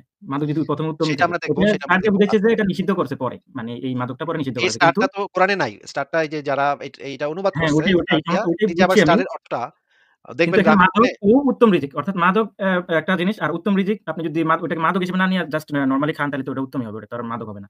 ঠিক আছে? হুম। এবং এরপরে যে আয়াতটা নাজিল হয় সেটা হচ্ছে সূরা বাকারার ২১৯ নম্বর আয়াত। এখানে দেখেন, এখানে যেটা বলা হয়েছে, আল বায়ান ফাউন্ডেশনের অনুবাদ পড়ি। তোমরা তারা তোমাকে মদ ও জুয়া সম্পর্কে জিজ্ঞেস করে, বলো এই দুটোই রয়েছে বড় পাপ এবং মানুষের জন্য উপকার। মদ ও জুয়ার মধ্যে রয়েছে পাপও আছে, উপকারও আছে। এই যে দেখেন আরেকটা অনুবাদ। লোকেরা আপনাকে মদ ও জুয়া সম্পর্কে জিজ্ঞেস করে, বলুন দুটোর মধ্যেই আছে মহাপাপ এবং মানুষের জন্য উপকারও। আর এই দুটোর পাপ উপকারের চেয়ে অনেক বড়। মানে এটার ভিতরে ভালোও আছে, খারাপও আছে। কিন্তু খারাপটা একটু বেশি আরকি। এটাই তো এই আয়াতে বলা হয়েছে, তাই না? হ্যাঁ, তাহলে তো ভালোই বলছে। মানে ২ টা আয়াত যদি আপনি কম্বিনেশন করেন, সমন্বয় করেন তাহলে তো ভালোই বলছে। ২ টা আয়াত হ্যাঁ, মিলে। ঠিক আছে। আপনার মানে ভালো-মন্দ আমি তো কোন কনক্লুশন এ আমি কিছু বলি নাই। আচ্ছা ঠিক মানে আছে। হ্যাঁ। জাস্ট আপনাকে আমি যেটা বলা আছে সেটা আমি আপনাকে পড়ে শোনাচ্ছি। আচ্ছা ঠিক ১ম আছে। আয়াতে যেটা বলা আছে যে এটার ভিতরে উত্তম রিজিক, মাদক এবং উত্তম রিজিক তোমরা গ্রহণ করে থাকো। এতে রয়েছে বোধশক্তি সম্পন্ন সম্প্রদায়ের জন্য নিদর্শন। ২য় আয়াতে বলা আছে এটার ভিতরে ভালো আছে, খারাপ আছে। ১ম এ কিন্তু প্রায় প্রশংসাই করে ফেলাইছে। ২য় টাতে একটু বলছে যে না, এটার ভিতরে ভালো আছে, খারাপ আছে, খারাপের পরিমাণ বেশি। আচ্ছা, ৩ নাম্বারে যেটা বলা হয়েছে, এরপরে যে ঘটনাটা ঘটলো, আলী ওই যে নামাজে গিয়া আ মদ খায়া নামাজ পড়ানো শুরু করল। হ্যাঁ? এই হাদিসটা আমরা একটু পড়ি। আলী ইবনে আবু তালিব হতে বর্ণিত, একদা আনসার গোত্রের এক লোক তাকে ও আব্দুর রহমান আবু ইবনে আউফকে দাওয়াত করে উভয়কে মদ পান করালেন, তা হারাম হওয়ার পূর্বে। অতঃপর মাগরিবের সালাতে আলী তাদের ইমামতি করলেন। তিনি সূরা কুল ইয়া আইয়ুহাল কাফিরুন পাঠ করতে গিয়ে তালগোল পাকিয়ে ফেলেন। অতঃপর এই আয়াত অবতীর্ণ হলো, হে ঈমানদারগণ, তোমরা যখন মাতাল অবস্থায় থাকো তখন সালাতের কাছেও এসো না। এই যে সূরা নিসা ৪৩ নম্বর আয়াতটা, এইটা হচ্ছে ৩ নাম্বার আয়াত যে মাতাল অবস্থায় কিন্তু তোমরা নামাজে আইসো-টাইসো না। এই মাতাল অবস্থায় নামাজের ধারে কাছে আইসো না, এই কথাটার মানে এইটাই যে অন্যান্য সময় তোমরা মদ পান করতে পারো, কিন্তু নামাজ পড়ার সময় যেন তোমরা মাতাল না থাকো। এইটা এনশিওর করার জন্য এই আয়াতটা নাজিল হলো, সূরা নিসার 43 নম্বর আয়াত। ভাই, এটা কি বোঝা যাচ্ছে? হ্যাঁ, এটা বোঝা যাচ্ছে। এই তাহলে ৩ নাম্বার আমরা ধারাবাহিক অনুসারে ৩ নাম্বার আয়াতটা আমরা পাইলাম। দেখেন, ১ম এ আমরা পাইছিলাম ৬৭ নম্বর সূরার আ না, সূরা নাহল কত নম্বর? সূরা নাহলটা তো কত নম্বর আমার এই মুহূর্তে মনে আসতেছে না। ৬০ এর উপরে, হ্যাঁ? সূরা নাহলটা ৬০ এর উপরে সম্ভবত। আ ৬০ এর উপরের আয়াত, মানে ৬০ এর উপরে ৬০ প্লাস নাম্বার সূরা। সূরা আচ্ছা, নাহলটা কত অ্যা নম্বর? অ্যা ইয়া ভাই, আসিফ ভাই, ধরেন এই ঘটনাক্রমটা যদি আমি না জানি, না জেনে যদি আমি ধরেন এই আয়াতটা পড়ি, তাইলে কি এই নির্দেশনাটা বুঝা কি আমার জন্য কঠিন হয়ে যাবে? আপনি যদি উল্টা দিক থেকে পড়েন তাহলে তো অবশ্যই কঠিন হয়ে যাবে। তাহলে আপনি যদি মনে করেন এই যে লাস্টের যে আয়াতটা, দেখেন এখানে যেটা বলা আছে সূরা নিসা ৪৩ নম্বর আয়াতটা আমরা পড়লাম। না, নেশাগ্রস্ত অবস্থায় সালাতের ধারে কাছে যাবে না। এবং ৫ নম্বর সূরার ৯০ নম্বর আয়াতে যেটা বলা আছে যে নিশ্চয়ই মদ, জুয়া অপবিত্র শয়তানের কর্ম। এখানে একদম সরাসরি নিষিদ্ধ করা হইছে। এইটাই তো মানে যেখানে স্পষ্ট বলা আছে এগুলা মানে ভালোর চেয়ে মন্দ বেশি। তাইলে তো বোঝা যায় যে এটা আসলে না করাই উত্তম। হ্যাঁ, তাই না? এখানে একদম নিষিদ্ধ করা হয়েছে। এখন যদি আপনি উল্টা দিক থেকে পড়ি, মনে করেন ফার্স্ট এ আপনি এটা পড়লেন, ভাবলেন যে এটাই মানে নাজিল হওয়া ১ম আয়াত। তারপরে পড়লেন এইটা, যে নেশাগ্রস্ত অবস্থায় নামাজের ধারে কাছে যেও না। তারপরে পড়লেন এইটা, এবং তারপরে যদি পড়েন এইটা, মানে এখানে যদি পড়েন আপনি উপকারও কিছু আছে। এরপরে যদি আপনি পড়েন এইটা, যে মাদক ও উত্তম রিজক তোমরা খেজুরের গাছের ফল এবং আঙ্গুর থেকে গ্রহণ করো। তাইলে আপনি যখন ওই যে নাসেক মানসুকের যে আয়াতটা আমি একটু আগে দেখাইছিলাম, আল্লাহ পাক বলেছে যে আ মানে বেটার আয়াত আল্লাহ পাক নাজিল করে। আপনি যদি উল্টা ধারাবাহিকতাটা যদি আপনার কাছে উল্টায় যায়, তাহলে আপনি লাস্টে যদি এইটা পড়েন, সূরা নাহলের ৬৭ নম্বর আয়াত পড়েন, তাইলে আপনি ধরে নিবেন যে লাস্টে আল্লাহ পাক আরো বেটার আয়াত নাজিল করছে যে, তোমরা আঙ্গুরের ফল থেকে মাদক এবং উত্তম রিজিক গ্রহণ করো। এইটা ভাইবা আপনি মদ খাওয়া শুরু করে দিতে পারেন। এই না, যে আপনার পয়েন্ট ধারাবাহিক আমি বুঝতে পারছি ভাই। আপনার পয়েন্ট আমি বুঝতে পারছি। কিন্তু ঘটনাটা তো এরকম না। আমি তো এরকমভাবে ভাবি না। ভাববো না আমার মনে হয় আরকি। কারণ হচ্ছে যেখানে ওইখানে স্পষ্টভাবে বলাই আছে যে নিষেধ করা আছে। আর আরেকটা আয়াতে বলা আছে যে উপকারের চেয়ে ক্ষতি না, বেশি। না তাইলে মানে এখানে নিষেধ বলা করা আছে আছে তোমরা সেটা আর সেটা তো এখানে আমি বলেন আল্লাহ নির্দেশ সেটা দেন আমি যে বলি তোমরা নাই। করো। এটা ভাই এটাকে আপনি বলতেছেন যে এটা নির্দেশমূলক আয়াত। এটা তো আমি তো নির্দেশমূলক আপনারে আয়াত। বলি নাই। আমি তো আপনারে সেটা বলি নাই যে তাহলে সেখানে কি সেটা বুঝাইতে নাই। চাচ্ছেন এটাকে? আমি বলছি যে ওই আয়াতটাকে যদি আপনি ১ম আয়াত ধরেন, আল্লাহ তো আগের আয়াত বাতিল কইরা তার থেকে উত্তম আয়াত নাজিল করতে পারে নাকি? হ্যাঁ, আগের আয়াত বাতিল করে উত্তম আয়াত নাযিল করতে পারে। তাইলে এখন যদি যেটা বাতিল আপনারে হয়ে আমি গেছে বলি, ওটা তো আর কোরআনে নাই। যেটা বাতিল এখন হয়ে গেছে যদি ওটা বাতিল। কোরআনে নাই না তো। এটা কি বলছে আপনার? কোরআনে অনেকগুলো আয়াতই আছে যেগুলা বাতিল হয়ে গেছে। সেগুলো আমি আপনারে না, একটা, একটা এখন করে হয়তো কোন উদাহরণ তাফসীরকারক বা যারা হচ্ছে আলেম তারা বলতে পারে যে এটা বাতিল হয়ে গেছে, ওটার মানসুখ হয়ে গেছে এটা বলতে পারে। কিন্তু আল্লাহ তো আ বলে নাই যে এই আয়াত আমি বাতিল করছি। আল্লাহ বলছে? সেইগুলা এটা একটা উদাহরণ দেখাচ্ছি। অন্যান্য যে উদাহরণগুলো আছে যেমন ইদ্যতের আয়াত, পরস্পর বিরোধী কথাবার্তা বলা আছে। না, সেগুলা দেখলে তো যদি আপনার আল্লাহ বলে যে না এই আয়াতটা এখন থেকে বাদ, তোমরা এই নতুন আয়াত এই লও, এটা এখন থেকে মানো। কোরআনে তো এভাবে লেখা নাই। ভাই আপনাকে আমি যেটা বলতেছি যে পরস্পর বিরোধী কথাবার্তা কোরআনে বলা আছে। আপনি যদি ধারাবাহিকতা না জানেন তাহলে তো না, আপনি ওইটা বলতে বুঝবেন না। পারেন যে পরস্পর বিরোধী কথা আছে। কিন্তু আপনি বলতে পারেন না যে ধরেন এক আয়াত আল্লাহ নতুন আয়াত আনছে, আগের আয়াত বাতিল করে, কিন্তু বাতিল আয়াতও রয়েছে, নতুন আয়াতও রয়েছে। এরকম কথা কিন্তু আল্লাহ কোরআনে বলেনি। অবশ্যই মানে বাতিল আয়াত থাকবে না কেন ভাই? বাতিল আয়াত মানে সেটা তো কোরআন পড়লেই বোঝা যায় যে বাতিল আয়াত তো কোরআনের ভিতরে আছে। কারণ পরস্পর বিরোধিতা আছে তো। ২ ধরনের কথা তো। আচ্ছা আপনাকে এই জিনিসটা আগে আমি দেখায় নিই যে আপনি যদি উল্টা দিক থেকে পড়েন, আপনি যদি ধারাবাহিকতাটা উল্টায় দেন তাইলে লাস্টে যে আয়াতটা নাজিল হইছে বইলে আপনি মনে করবেন যে এইটা তো মদ আল্লাহ তো প্রশংসা করছে। এখানে খেজুর আলঙ্গুর ফল থেকে তোমরা মদ এবং উত্তম খাদ্য প্রস্তুত করো। জ্ঞানী সম্প্রদায়ের জন্য এটার ভিতরে রয়েছে নিদর্শন। তাহলে তো আপনি মদ খাইতেই পারেন। এই ভুলটা আপনি করবেন যদি আপনি উল্টা দিক থেকে পড়েন। আরেকটা যে ভুল করবেন, এরকম অনেকগুলা ভুল আপনি করবেন কোরআন কে করতে গেলে। যেমন আচ্ছা, মদের দেখেন আয়াতটা এটা কত নম্বর আয়াত? মানে কোন সূরা কত নম্বর? কোনটা?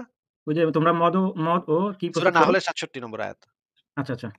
এই বিষয়ে মানে আমরা আবু বকর জাকারিয়া সাহেবের আমরা বক্তব্য আমরা শুনে নিব একটু পরে। এই যে দেখেন, আল্লাহ তাআলা কোন আয়াতকে উঠাইয়া নেন, আবার কোন আয়াতকে আবার রাইখা দিছে, কিন্তু আবার করে নাই। সেটার বিধানটা বাতিল হয়ে গেছে। আ এই জিনিসগুলা সাহাবীরা বলছে। এগুলো তো আমারও কথা না। এগুলো সাহাবীরা এই ধরনের এই কথাগুলা মানে বর্ণনা করছে। আমরা একটু এটা অনেক বড় ভিডিও। আ এটা দেখাইতে গেলে অনেক টাইম লেগে যাবে। আমরা এই জায়গাটা একটু পড়ি দেখেন। এই যে দেখেন, একটা জায়গায় বলা হয়েছে আল্লাহ তাআলা তোমাদের মৃত্যু পথযাত্রীদের জন্য ওসিয়তের বিধান করবেন। আ একটি অভিমতের আলোকে মিরাসের আয়াত এসে এটি মানসুখ করেছে। এই আয়াতটা মানসুখ হয়ে গেছে। আমরা একটু সেই আয়াতটা দেখি যে আ যেখানে ইদ্যতের কথাটা বলা আছে সেটা আমরা একটু দেখি।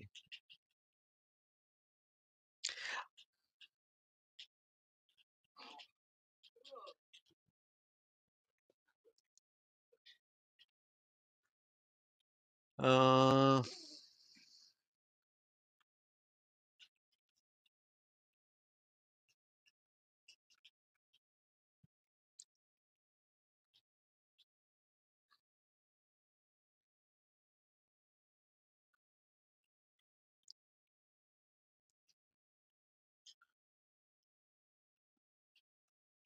আচ্ছা। এই জিনিসটা একটু দেখেন তো ভাই যে ইব্রাহিম ভাই দেখতে পাচ্ছেন এটা? হ্যাঁ, দেখতে পাচ্ছি। কিন্তু ভাই আপনি ওই আয়াতটার অর্থ ভুল করছেন। মানে হচ্ছে ওটা করো বলতে মানে আপনি যেটা বলছেন ওইটা না। ওইখানে নির্দেশ দেয় নাই। ওইখানে বলছে যেটা সচরাচর করে থাকে আরকি মানুষ। তোমরা করে থাকো।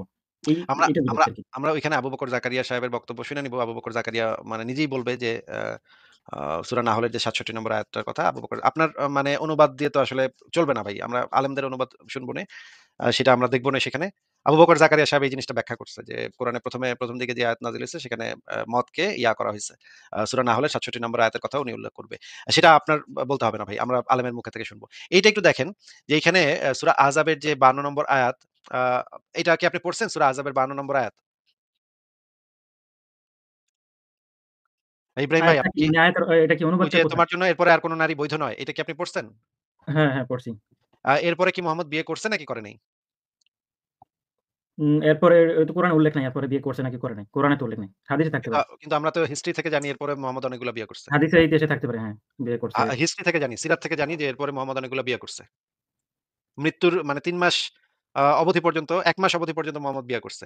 এই না সূরা বা ভাই, পয়েন্টটা কি আপনি বুঝতে পারছেন? আপনি এই যে কোরআন, হাদিস বা তাফসীর বা সিরাত থেকে আছে না? মানে অনেক এলিগেশন আনতে পারবেন। কিন্তু কোরআন থেকে তুলনামূলক অতটা আনতে পারবেন না। মানে আমার পয়েন্ট আমি হচ্ছে তো এই। আমি তো মানে আমাদের তো মোহাম্মদের জীবনী থেকেই মোহাম্মদ নিজে এই আয়াতগুলা ফলো করছে কিনা সেই জিনিসটা তো আমাদের দেখতে হবে। সেই সূত্রে ওই দেখতে গিয়ে ধরেন আপনি বিভিন্ন সিরাত, তাফসীর এগুলো পড়লে মানে বিভিন্ন তথ্য পাবেন আপনি। যেগুলো হয়তো মানে ট্রু না বা মানে যে কেউ যেকোনোভাবে তাফসীর করতে পারে। ট্রু না যে কারো সাথে আপনাকে কে কারোর মিল দেখাইতে নাই হবে? তো। কারো তাফসীরের সাথে তাইলে তো আর সেগুলো যে বিভিন্ন ট্রু তাফসীর না, লেখার দরকার নেই। সেগুলো যে ট্রু শিয়াদের না সেগুলো তাফসীর আপনি একরকম, সেগুলো যে সুন্নিদের তাফসীর একরকম। ভাই সেগুলো তো যে ট্রু না সেটা আপনাকে তো সেটা প্রমাণ করতে হবে যে সেগুলো ট্রু না। এখন আপনি বলেন শিয়াদের তাফসীর একরকম, সুন্নিদের আরে তাফসীর ভাই একরকম। শিয়া সুন্নি দিয়ে আমি কি করব? আপনি যেহেতু একটা দাবি করলেন যে এটা ট্রু না। মোহাম্মদ আর এই আয়াত নাজিলের পর আর বিয়ে করে নাই। মনে করেন সূরা আহজাবের ৫২ নম্বর আয়াতে বলা হয়েছে আল্লাহ পাক বলেছেন, "এরপরে আর কোন নারী তোমার জন্য বৈধ নয়।" আপনি কি বলতে চাচ্ছেন যে এরপরে মোহাম্মদ আর বিয়ে-টিয়ে করে নাই নাকি? এই হ্যাঁ, আয়াত নাজিল যেহেতু হওয়ার পরে? যেহেতু কোরআনে বলা আছে যে এরপরে আর অন্য কোন হাদিস মানার বা বিশ্বাস করার কোন এই স্কোপ জিনিসটার নেই। প্রমাণটা দেখান যে মোহাম্মদ যে এরপরে আর বিয়ে করে নাই এটা যে আপনি বললেন, এইটা হিস্ট্রি থেকে আমাকে এইটার এভিডেন্স দেখান। আমি আপনাকে হিস্ট্রি থেকে এভিডেন্স দেখাবো যে হিস্ট্রিতে তো মোহাম্মদ ভাই আমিও দেখাইতে পারবো আপনারে যে মোহাম্মদ যে কয়টা বিয়ে করছে, অনেকগুলো বিয়ে করছে, ১৩ টার চেয়ে বেশি করছে। এটা তো আমিও দেখাইতে পারবো। আপনাকে আমি কি জিজ্ঞেস করেছি একটু শুই না তারপর উত্তর দেন। আমি আপনাকে জিজ্ঞেস করেছি যে মোহাম্মদ যে এই আয়াতটা মান্য করছে এই কোরআনের এই আয়াতটা সূরা আহজাবের ৫২ নম্বর আয়াতটাকে মান্য করে মোহাম্মদ যে এই আয়াতটা নাজিল হওয়ার পরে আর বিয়ে করে নাই, এইটা ইসলামের যেকোনো দলিল থেকে আমাকে দেখান, আমি মাইনে নিব আপনার কথা। আমি আপনাকে সেটার বিপরীত জিনিস দেখাতে পারবো যে মোহাম্মদ এই আয়াত নাজিল হওয়ার পরেও অনেকগুলা বিয়ে করছে। আপনি একটু দেখান যে এই আয়াত নাজিল হওয়ার পর মোহাম্মদ আর কোন বিয়ে-টিয়ে করেনি। এখন এই আয়াত নাযিল হওয়ার পরে উনি বিয়ে করে নাই। এটা তো মনে করেন যে কোরআনে লেখা নাই, যেহেতু সেহেতু আপনার তাফসীর বা সিরাত থেকেই নিতে হবে। আর ওইখানে লেখা আছে যে উনি বিয়ে করছেন কিনা ওটা লেখা আছে। কিন্তু কোরআনের থেকে দেখাতে পারব না। এটা আমি মানে সারেন্ডার করতে পারব। কোরআনে তো আর মোহাম্মদের জীবন হিস্ট্রি মোহাম্মদ কবে কি করছে সেগুলো লেখা নাই তো ভাই। সেটা তো আপনার হিস্ট্রি থেকেই হ্যাঁ, আর নিতে হবে। সুতরাং মানে সিরাত কোরআন থেকেই নিতে শুধু হবে। কোরআন মানলে আপনি শুধু কোরআন মানলে মানে বলতে হবে যে তাইলে উনি আল্লাহর নির্দেশ অবশ্যই পালন করছে। যেহেতু উনি আল্লাহর রাসূল। আরে মানে ভাই সেটা তো এখানে কোরআনে তো কিছু বলা নাই যে সে আল্লাহর নির্দেশ পালন করছে নাকি বিয়ে করছে নাকি করে নাই এগুলো তো কোরআনে কিছু বলা নাই। কোরআন তো সিরাতের গ্রন্থ না তো ভাই। না, সেটা ঠিক আছে, আপনার কথা ঠিক আছে। কিন্তু উনি কোরআন হচ্ছে রাসূল কোরআনের বাইরে কিছু করবে না। এটাই হচ্ছে আরে ভাই কোরআন বাইরে কিছু করবে কি করবে না সেটা কোরআনে মানে সেটা তো আমাদের দেখতে হবে যে করব কি করব না। এটা কোরআনে যদি বলা থাকে না এটা কইরো না, কোরআনের বাইরে কিছু কইরো না। এটা হুম। থেকে আমরা কিভাবে এই সিদ্ধান্তে আসবো যে সে আসলেই করছে নাকি করে নাই এটা আমরা বুঝবো কেমনে? তাইলে তো আপনার মানে বাকি আয়াতগুলোর ক্ষেত্রেও একই কথা খাটে। যে উনি যে আয়াতগুলা যে নির্দেশগুলো আসছে বা আল্লাহর তরফ থেকে উনার উপর যে নির্দেশগুলো আসছে উনি আসলেই পালন করছে কিনা, হ্যাঁ? নিজে পালন সেটা করছে কিনা? হ্যাঁ, হ্যাঁ এটা অবশ্যই এটা তো সেগুলো তো প্রশ্ন আমাদের দেখতে আসতে হবে পারে। তো। সেগুলো তো সবই তো দেখতে হবে তো আমাদের। হ্যাঁ, এই কিন্তু মুহাম্মদের জীবনী ওই থেকে দেখতে ওয়েতে হবে গেলে যে তো ভাই, ওই ওয়েতে গেলে তো আপনার ওই যে হাদিস, তাফসীর, সিরাত এগুলা মানতে হবে। তখন তো হ্যাঁ, আর অবশ্যই তো আপনি মানতে হবে। কারণ মোহাম্মদ যেভাবে কোরআনকে ফলো করছে, মোহাম্মদ কোরআনকে যেভাবে ব্যাখ্যা করে দিছে তার সাহাবীদের কাছে, সাহাবীরা যেভাবে বুঝছে, খিলাফত আমলে ৪ খলিফা যেভাবে মানে রাষ্ট্র চালাইছে, মোহাম্মদ বইলা দিছে যে আমার পরে এই ৪ জন খলিফার সুন্নতকে আঁকড়ে ধরতে হবে। সেইটা তো আমাদের অবশ্যই দেখতে হবে যে কিন্তু আল্লাহ তো কারো রাইট দেয় নাই। ইভেন মুহাম্মদরেও রাইট দেয় নাই যে কোরআন ব্যাখ্যা করার জন্য বা হচ্ছে কোরআনের মোহাম্ম এইখানে, আরে ভাই হ্যাঁ? মোহাম্মদকে রাইট দিছে, হালাল হারামের রাইট দিছে মোহাম্মদকে। কি বলেন আপনি ভাই? ভাই সূরা আপনি তো তাহরিমে আল্লাহ তাআলা উনাকে থ্রেট দিছে কেন হারাম করল? আর আপনি বলছেন রাইট দিছে। কিভাবে আচ্ছা মানে ঠিক আছে, প্রমাণ দেন, তাইলে প্রমাণ দেন কোথায় রাইট ঠিক দিছে আছে, আল্লাহ? ঠিক আছে দেখাচ্ছি, ঠিক আছে। সূরা তাহরিমটা খোলেন, দেখেন ওইখানে আল্লাহ কি করছে উনারে? উনি যখন হারাম করছে নিজের জন্য। ঠিক আছে আমরা কোরআন থেকেই আমরা আয়াত দেখব যে কোরআনে মুহাম্মদকে এই রাইট দেয়া হইছে, হালাল হারাম করার রাইট মুহাম্মদকে দেয়া হইছে ভাই। মুহাম্মদের এই অথরিটি আছে যে সে হালাল বা হারাম নির্ধারণ করতে পারবে। দেখেন ৭ নম্বর সূরার ১৫৭ নম্বর আয়াত আমরা পড়ি। আপনি একটু পড়েন ভাই। আলবায়ান ফাউন্ডেশনের অনুবাদটা পড়েন ভাই। জোরে, জোরে পড়েন ইব্রাহিম ভাই জোরে, জোরে পড়েন। যারা অনুসরণ করে রাসূলের যে উম্মি নবী এখান থেকে পড়েন। আচ্ছা, যারা অনুসরণ করে রাসূলের আ যে উম্মি নবী, যার গুণাবলী তারা নিজেদের কাছে তাওরাত ও ইনজিলে লিখিত পায়, যে তাদেরকে সৎ কাজের আদেশ দেয় ও বারণ করে অসৎ কাজ থেকে এবং তাদের জন্য পবিত্র বস্তু হালাল করে আর অপবিত্র বস্তু হারাম করে। আর তাদের থেকে বোঝা ও শৃঙ্খল যা তাদের উপরে ছিল অপসারণ করে। সুতরাং যারা তার প্রতি ঈমান আনে তাকে সম্মান করে, তাকে সাহায্য করে এবং তার সাথে যে নূর নাজিল করা হয়েছে তা অনুসরণ করে তারাই সফলকাম। আচ্ছা মুহাম্মদ কি এই এই জিনিসটা এই কথাটা কি যে, যে তাদেরকে সৎ কাজের আদেশ দেয় এবং বারণ করে অসৎ কাজ থেকে এবং তাদের জন্য পবিত্র বস্তু হালাল ও অপবিত্র বস্তু হারাম করে। মুহাম্মদ কি হালাল হারাম করতে পারে নাকি করতে পারে না? আচ্ছা, একটু আনমিউট করে বলেন। একটু এখানে আমি একটু দেখে লই ভালো কইরা। আচ্ছা, সৎ কাজের আদেশ দেয়, বারণ করে অসৎ কাজ থেকে, তাদের জন্য পবিত্র বস্তু হালাল করে আর অপবিত্র বস্তু হারাম করে। এটা কে করে? এটা কি আল্লাহ করে নাকি মুহাম্মদ করে? আচ্ছা, উনি নবী করে, ঠিক আছে? কিন্তু উনি তো নিজে থেকে করে না, তাই না? সে তো নিজে আল্লাহর থেকে নির্দেশে করুক উনি হালাল সেটা হারামটা নিজে থেকে করুক কি কার থেকে করুক। সে এই আয়াতে তো বলা আছে তার করার কথা। হালাল করা এবং হারাম করা। এখানে তো রাসূলের প্রতি নির্দেশটা এই আয়াতে তো রাসূলের নির্দেশনাটা তো রাসূলের সম্পর্কে নাকি? হ্যাঁ, রাসূলের সম্পর্কে এটা তো দেখাই যাচ্ছে। এখানে তো এটা বলা নাই যে আমি যেটাকে বইলা দেই হালাল করতে সেটাকে হালাল করে, আর যেটাকে বইলা দেই হারাম করতে সেটাকে হারাম করে।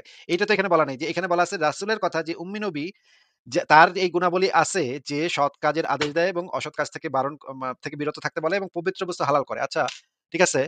হাদিসে এই জিনিসটা যারা অনুসরণ করে রাসূলের উম্মি নবীর, তাদের জন্য পবিত্র বস্তু হালাল করেন এবং অপবিত্র বস্তু হারাম করেন। এইখানে পরিষ্কারভাবে বলে দেওয়া হয়েছে যে রাসূল হালাল করতে পারে এবং হারাম করতে পারে। আচ্ছা, এখানে আমরা হাদিস সম্ভার থেকে একটা হাদিস পড়ে নেই। রাসূলুল্লাহ সাল্লাল্লাহু আলাইহি ওয়াসাল্লাম বলেছেন, "শোনো, আমাকে কোরআন দান করা হয়েছে এবং তারই সাথে তারই মতো সুন্নাহ দান করা হয়েছে। আ শোনো, সম্ভবত নিজ গদিতে বসে থাকা কোনো পরিতৃপ্ত লোক বলবে, তোমরা তোমরা এই কোরআনের অনুসরণ করো। তাতে যা হালাল পাও তাই হালাল মনে করো এবং তাতে যা হারাম পাও তাই হারাম করো। সতর্ক হও, আল্লাহর রাসূল যা হারাম করেন তাও আল্লাহর হারাম করার মতোই।" এটা নবী মোহাম্মদ বলে দিছে হাদিসের ভিতরে, এবং এখানে কোরআনের ভিতরেও এই জিনিসটা বলা আছে যে মুহাম্মদের এই অথরিটি আছে হালাল হারাম করার। এটা কি বোঝা গেছে ভাই? হ্যাঁ, হাদিস অনুযায়ী বোঝা গেছে।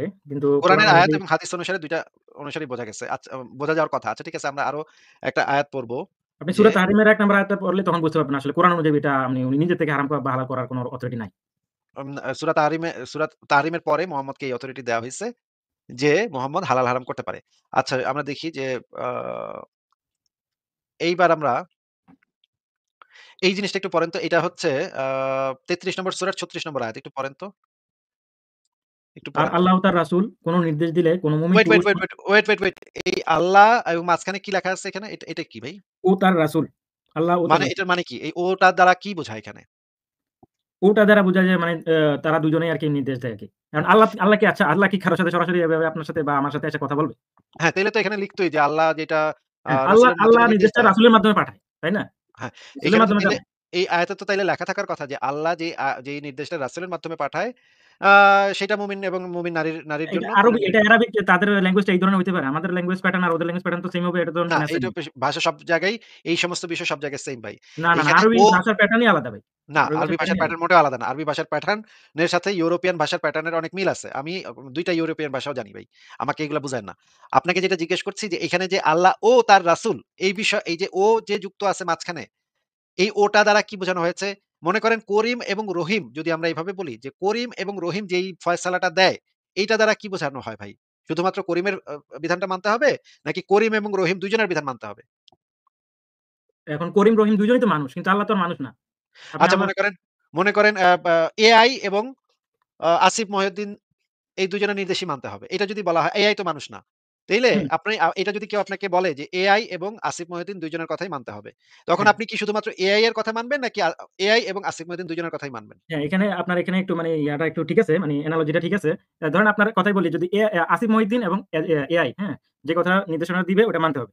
তো এখন এক্ষেত্রে আপনি কিন্তু এআই এর চেয়ে কিন্তু বুদ্ধিমান। ঠিক আছে? এআই হচ্ছে মানব সৃষ্ট। তো সেই ক্ষেত্রে আপনার নির্দেশনা হচ্ছে মূল নির্দেশনা। এআইটা হচ্ছে আপনার নির্দেশনা অনুযায়ী কাজ করবে। বা এআই দ্বারা আপনি একটা এজেন্ট বানাইলেন। এআই এজেন্ট বানানোর পরে সে ওই অনুযায়ী কাজ করলো বা মানুষকে একটা ইনফরমেশন জানাইলো, মেসেজ পাঠাইলো। তো সেই ক্ষেত্রে আমরা ডিরেক্টলি হচ্ছে আপনারটা মানলাম আর ইনডিরেক্টলি এআই এরটা মানলাম। ঠিক আছে? তার মানে আপনি কি বলতে চাচ্ছেন যে এআই যদি আপনার কোন নির্দেশনা দেয় সেটা আপনার না মানলেও চলবে নাকি? না, এআই যদি রাসূল হয়, আল্লাহর প্রেরিত রাসূল হয়, তাহলে তো ওটা তো সে তারটা মানতে হবে। মানে আল্লাহ তো তার মানে সরাসরি আমার সাথে কথা তার বলবে মানে না। এই আয়াতে বলা আছে যে আল্লাহর কথাও মানতে হবে এবং তার রাসূলের কথাও মানতে হবে নাকি? রাসূল কোন বিষয়ে ফয়সালা অবশ্যই। দিলে সেটাও মানতে হবে। তাইলে রাসূলের ফয়সালাটা কোথায় আছে ভাই কোরআনের ভিতরে? আ কি বুঝাতে চাচ্ছেন রাসূলের ফয়সালা বলতে? মনে করেন কোন একটা বিষয়ে রাসূল একটা ফয়সালা দিছে। আল্লাহ তো কোরআনের ভিতরে তার আল্লাহর ফয়সালাটা দিছে, তাই না? আল্লাহ কি নিজে আইসা বলছে? আরে ভাই পুরাটা আল্লাহ মানে আয়াত যতগুলো আল্লাহ তো আয়াত আছে সবগুলো তো আল্লাহ নিজে একটাও জিব্রাইলের আইসা বলে মাধ্যমে নাই। জিব্রাইলের সবগুলাই মাধ্যমে রাসূলের বলা, রাসূলের বাণী। মানে জিব্রাইলের রাসূল মাধ্যমে জিব্রাইলের ওইটা তো রাসূলের নিজস্ব কথা নয়। ওটা তো আল্লাহর কথা ভাই। রাসূলের ওইটাই তো। মাধ্যমে আসছে কিন্তু এটা তো আল্লাহর কথা। হ্যাঁ, কিন্তু রাসূল নিজস্ব যে ফয়সালাটা দিছে সেটা কি মানতে হবে নাকি হবে না? অবশ্যই মানতে হবে। কারণ উনি তো আল্লাহর তাহলে কথা অনুযায়ী ফয়সালা তাহলে দিবে। আল্লাহ যে ফয়সালাটা দিছে সেটা তো কোরআনের ভিতরে আছে, তাই না? হ্যাঁ, আর রাসূল যে ফয়সালাটা দিছে সেটা কোরআনের কোথায় আছে? কোরআন কি রাসূলের বাণী? সেটাও কোরআনে আছে। কারণ ওইটা আরে রাসূলের মুখ কোরআন তো নিঃসৃত রাসূলের আছে। বাণী না ভাই। কোরআন তো রাসূলের বাণী না তো ভাই। রাসূলের ফয়সালা আপনি কোরআনের সিউর ভিতরে কোরআন কেমনে রাসূলের থাকবে? বাণী না? আপনি সিউর? এটা তো ইসলামের আকীদাই তো হচ্ছে কোরআন রাসূলের বাণী না। একটা আয়াতে আপনি বলা আছে যে কয়দিন আগে আপনি নিজেই ভিডিও করে লাইভে দেখালেন হ্যাঁ কোরআন ভাই, রাসূলের বাণী। এখন আপনি বলতেছেন সেটা ওইটা সেটা রাসূলের বাণী না। সেটা কোরআনে একটা জায়গায় বলা আছে যে এই হচ্ছে সেই সম্মানিত রাসূলের বাণী। এটা এক জায়গায় বলা হ্যাঁ, আছে। কিন্তু হ্যাঁ। ইসলামের আকীদা হচ্ছে যে এই আয়াতটা জিবরাইলকে নির্দেশ করা হয়েছে। এটা মুহাম্মদকে নির্দেশ করা হয় নাই। সেটা হুম। ভিন্ন বিষয় ভাই। না কিন্তু জিব্রাইল, কেউ ইসলামের জিব্রাইল, আকীদা অনুসারে কেউ বলছে জিব্রাইল, কেউ বলছে মুহাম্মদ। তো এটা তাফসীরে বললাম না, তাফসীরে একেকজন একেক অর্থ করে। ঠিক আছে? কিন্তু ভাই এর আপনার মানে এই কথা না শুনে যে তো মনে হইতেছে আপনি পুরোপুরি নাস্তিকের থেকেও বেশি হয়ে গেছেন। আমি নাস্তিকের থেকে বেশি না। আমি আপনি যেটা বলতেছেন খুবই সিম্পল কথাবার্তা। ঠিক আছে? এগুলো যে কেউ বুঝবে। আর আপনার লাইভগুলো দীর্ঘদিন ধরে দেখি তো আপনি কোথা থেকে কথা বলতেছেন আমি জানি। ঠিক আছে? তো তাইলে তো আপনি এই জিনিসটা তো আপনার এখন বোঝার কথা যে এইখানে কোরআনটা হইতেছে আল্লাহর বাণী এবং রাসূলের বাণীটা হইতেছে হাদিস।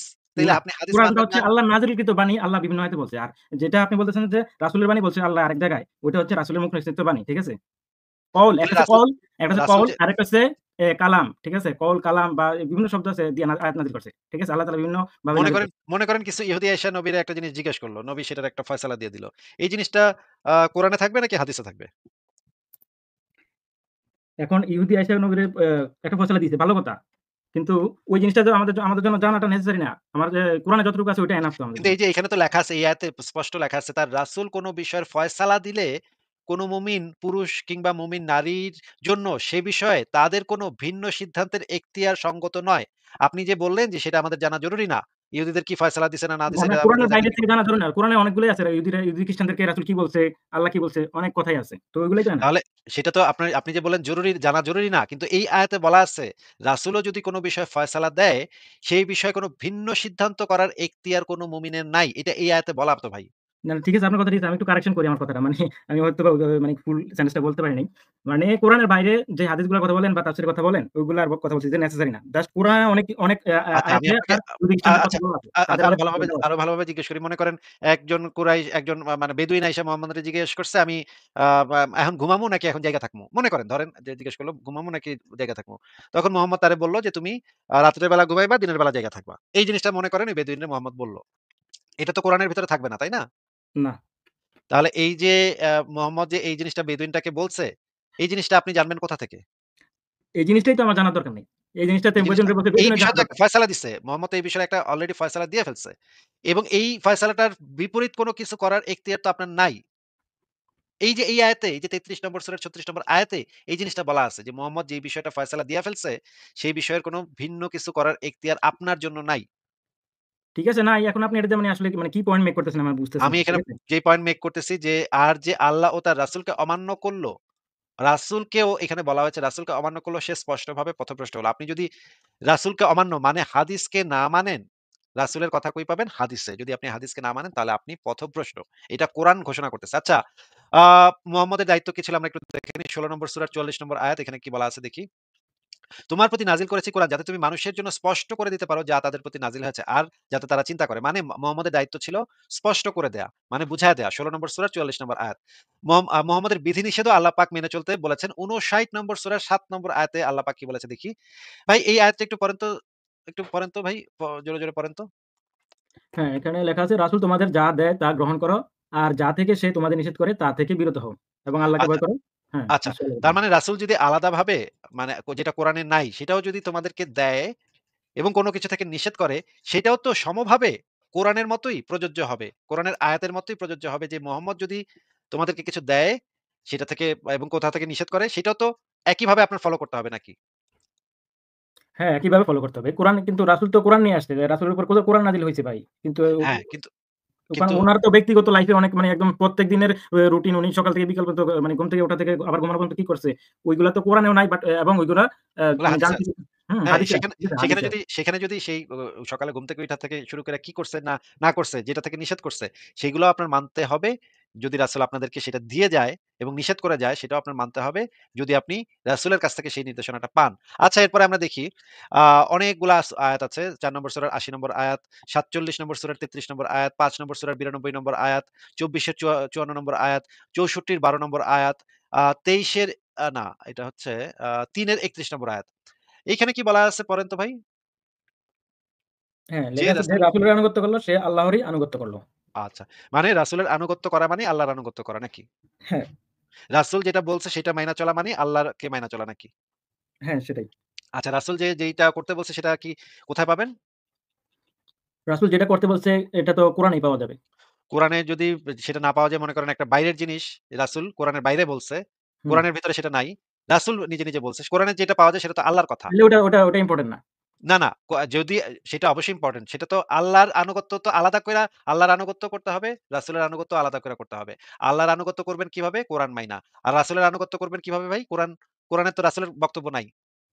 ইসলামের আকীদা অনুসারে কোরআনে তো রাসূলের বক্তব্য নাই। তাইলে রাসূলের আনুগত্য করবেন কিভাবে ভাই বলেন তো একটু? রাসূলের বক্তব্য বলতে রাসূলের ব্যক্তিগত বক্তব্য তো এখানে ইম্পোর্টেন্ট না। এখানে অবশ্যই আল্লাহর কথাটাই ইম্পোর্টেন্ট। এখানে ইম্পোর্টেন্ট। বলা আছে ব্যক্তিগত কথাও ইম্পোর্টেন্ট। এখানে কোরআনেই বলা আছে যে রাসূলের আনুগত্য করতে হবে। হ্যাঁ, তাইলে রাসূলের ব্যক্তিগত আনুগত্য ব্যক্তিগত আমি যদি শুধু কোরআনে যা বলা আছে, আমি যদি তাই মানি, তো ওটা কি রাসূলের আনুগত্য হইল না নাকি হইল না? না। হইল নাকি হইল না? শুধুমাত্র কোরআন মানলে তো সেটা রাসূলের আনুগত্য হইল না। সেটা আল্লাহর আনুগত্য হইল।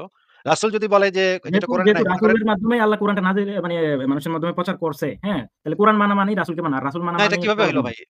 রাসূল তো আলাদাভাবে অনেক কথা বলছে। তাইলে তো আপনার এখন রাসূলকে পাইতে হবে। আপনি রাসূলকে আনুগত্য করতে হলে তাইলে ওই সশরীরে আপনাকেও রাসূলকে পাইতে হবে। ঠিক রাসূলকে আছে? আপনি পাইতে হবে মানে রাসূল যেটা রাইখা গেছে সেটাই তো আপনার জন্য যথেষ্ট।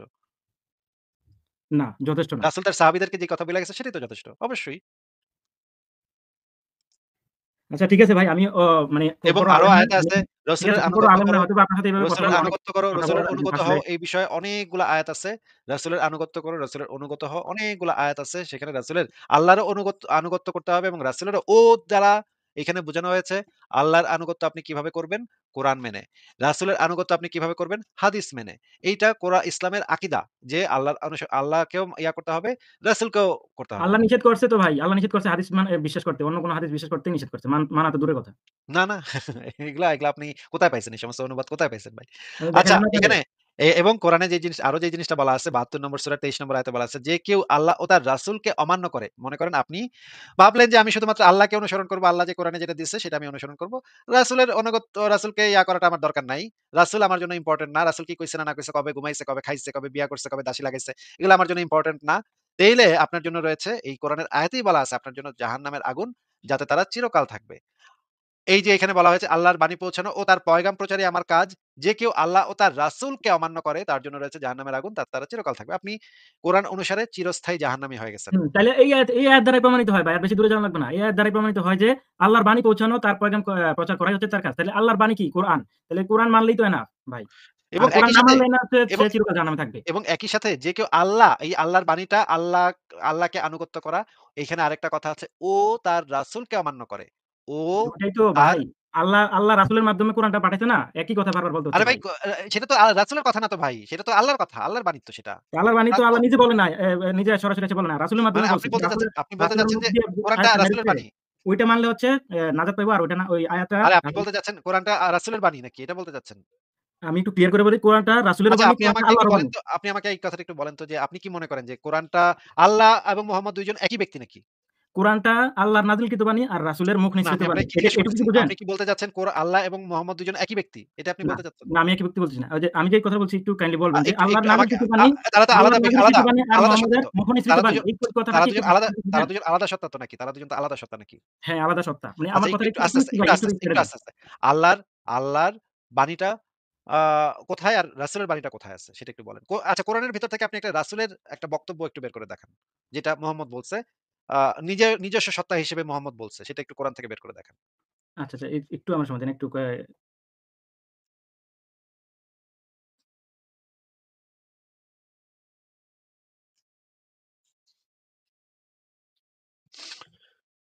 আচ্ছা আমাদের সাথে জহিরুল ভাই আবারও যুক্ত হয়েছেন। জহিরুল ভাইকে আমি একটু যুক্ত করি।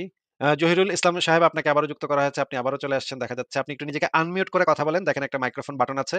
সেটাতে চাপ দিলে আপনার কথা আমরা শুনতে পাবো। এখন আপাতত শুনতে পাচ্ছি না। জি, এই তো এবার এখন হয়েছে। কি হ্যাঁ, এবার শোনা বলেন। যাচ্ছে? হ্যাঁ, জি, শোনা যাচ্ছে জি, বলেন। জি। আমি তো এমনি অভদ্রের মতো চলে গেলাম। একটু থ্যাংকস ও জানালাম না। ওইজন্য আবার ভাবলাম যে একটু সুযোগ যদি হয় কথা বলি আর বিদায় নেই। এজন্যই আসলে হ্যাঁ। খুবই ভালো লাগলো আপনার সাথে কথা বলে। তো মোহাম্মদ জহিরুল ইসলাম সাহেব আপনার সাথে কথা বলে খুবই ভালো লেগেছে। আপনি যদি আরো কোনো আলোচনা করতে চান বা কথা বলতে চান তাহলে বলতে পারেন। অসুবিধা নেই। স্যার বলার তো অনেক কিছু আছে। প্রকৃতপক্ষে আমি নিয়ম মেনে চলা মুসলিম। রাত জেগে তাহাজ্জুদ পড়ি, ৫ ওয়াক্ত সালাত আদায় করি।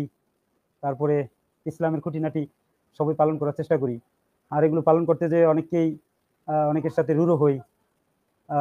জীবনে অনেক কষ্টও করি। কিন্তু ধর্ম ভালো করে জানা হয়নি, পড়া হয়নি। যখনই জানতে যাই তখন খটকা লাগে। অধিকাংশ জিনিসই বুঝতে পারি না।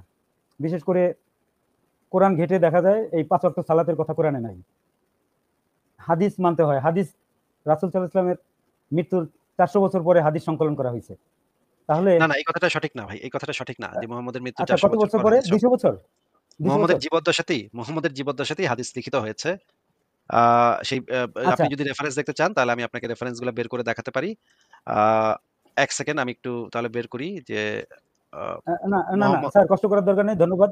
আমি জানি আপনার কাছে সবই আছে এবং এগুলো অফ দ্য রেকর্ড আপনার তথ্য আছে। আমার কাছে কোনো আ মানে আপনার বিপক্ষে দাঁড় করানোর মতো আমার কাছে কোনো এভিডেন্সই নাই। আমি শুধু হলো মানে দেখে মুসলিম, দেখে ইসলাম মানি। ইসলামের খুঁটিনাটি জিনিসগুলো খুবই কম পড়া হইছে আমার। সিরাতে ইবনে হিশামের কথা আপনি মাঝে বলেন। ওইটা আমি ভালো করে পড়েছিলাম। আর কোরআনের অর্থ বুঝে পড়ার চেষ্টা করি। বেশিরভাগই ভাষাগত বিষয়গুলো ক্লিয়ার হয় না আমার কাছে, পরিষ্কার হয় না। তারপরে বেশ খটকা লাগার মতো বিষয় আছে। তরবারির নিচে জান্নাত। এটা তো অমানবিক একটা বিষয় আমার কাছে মনে হয়।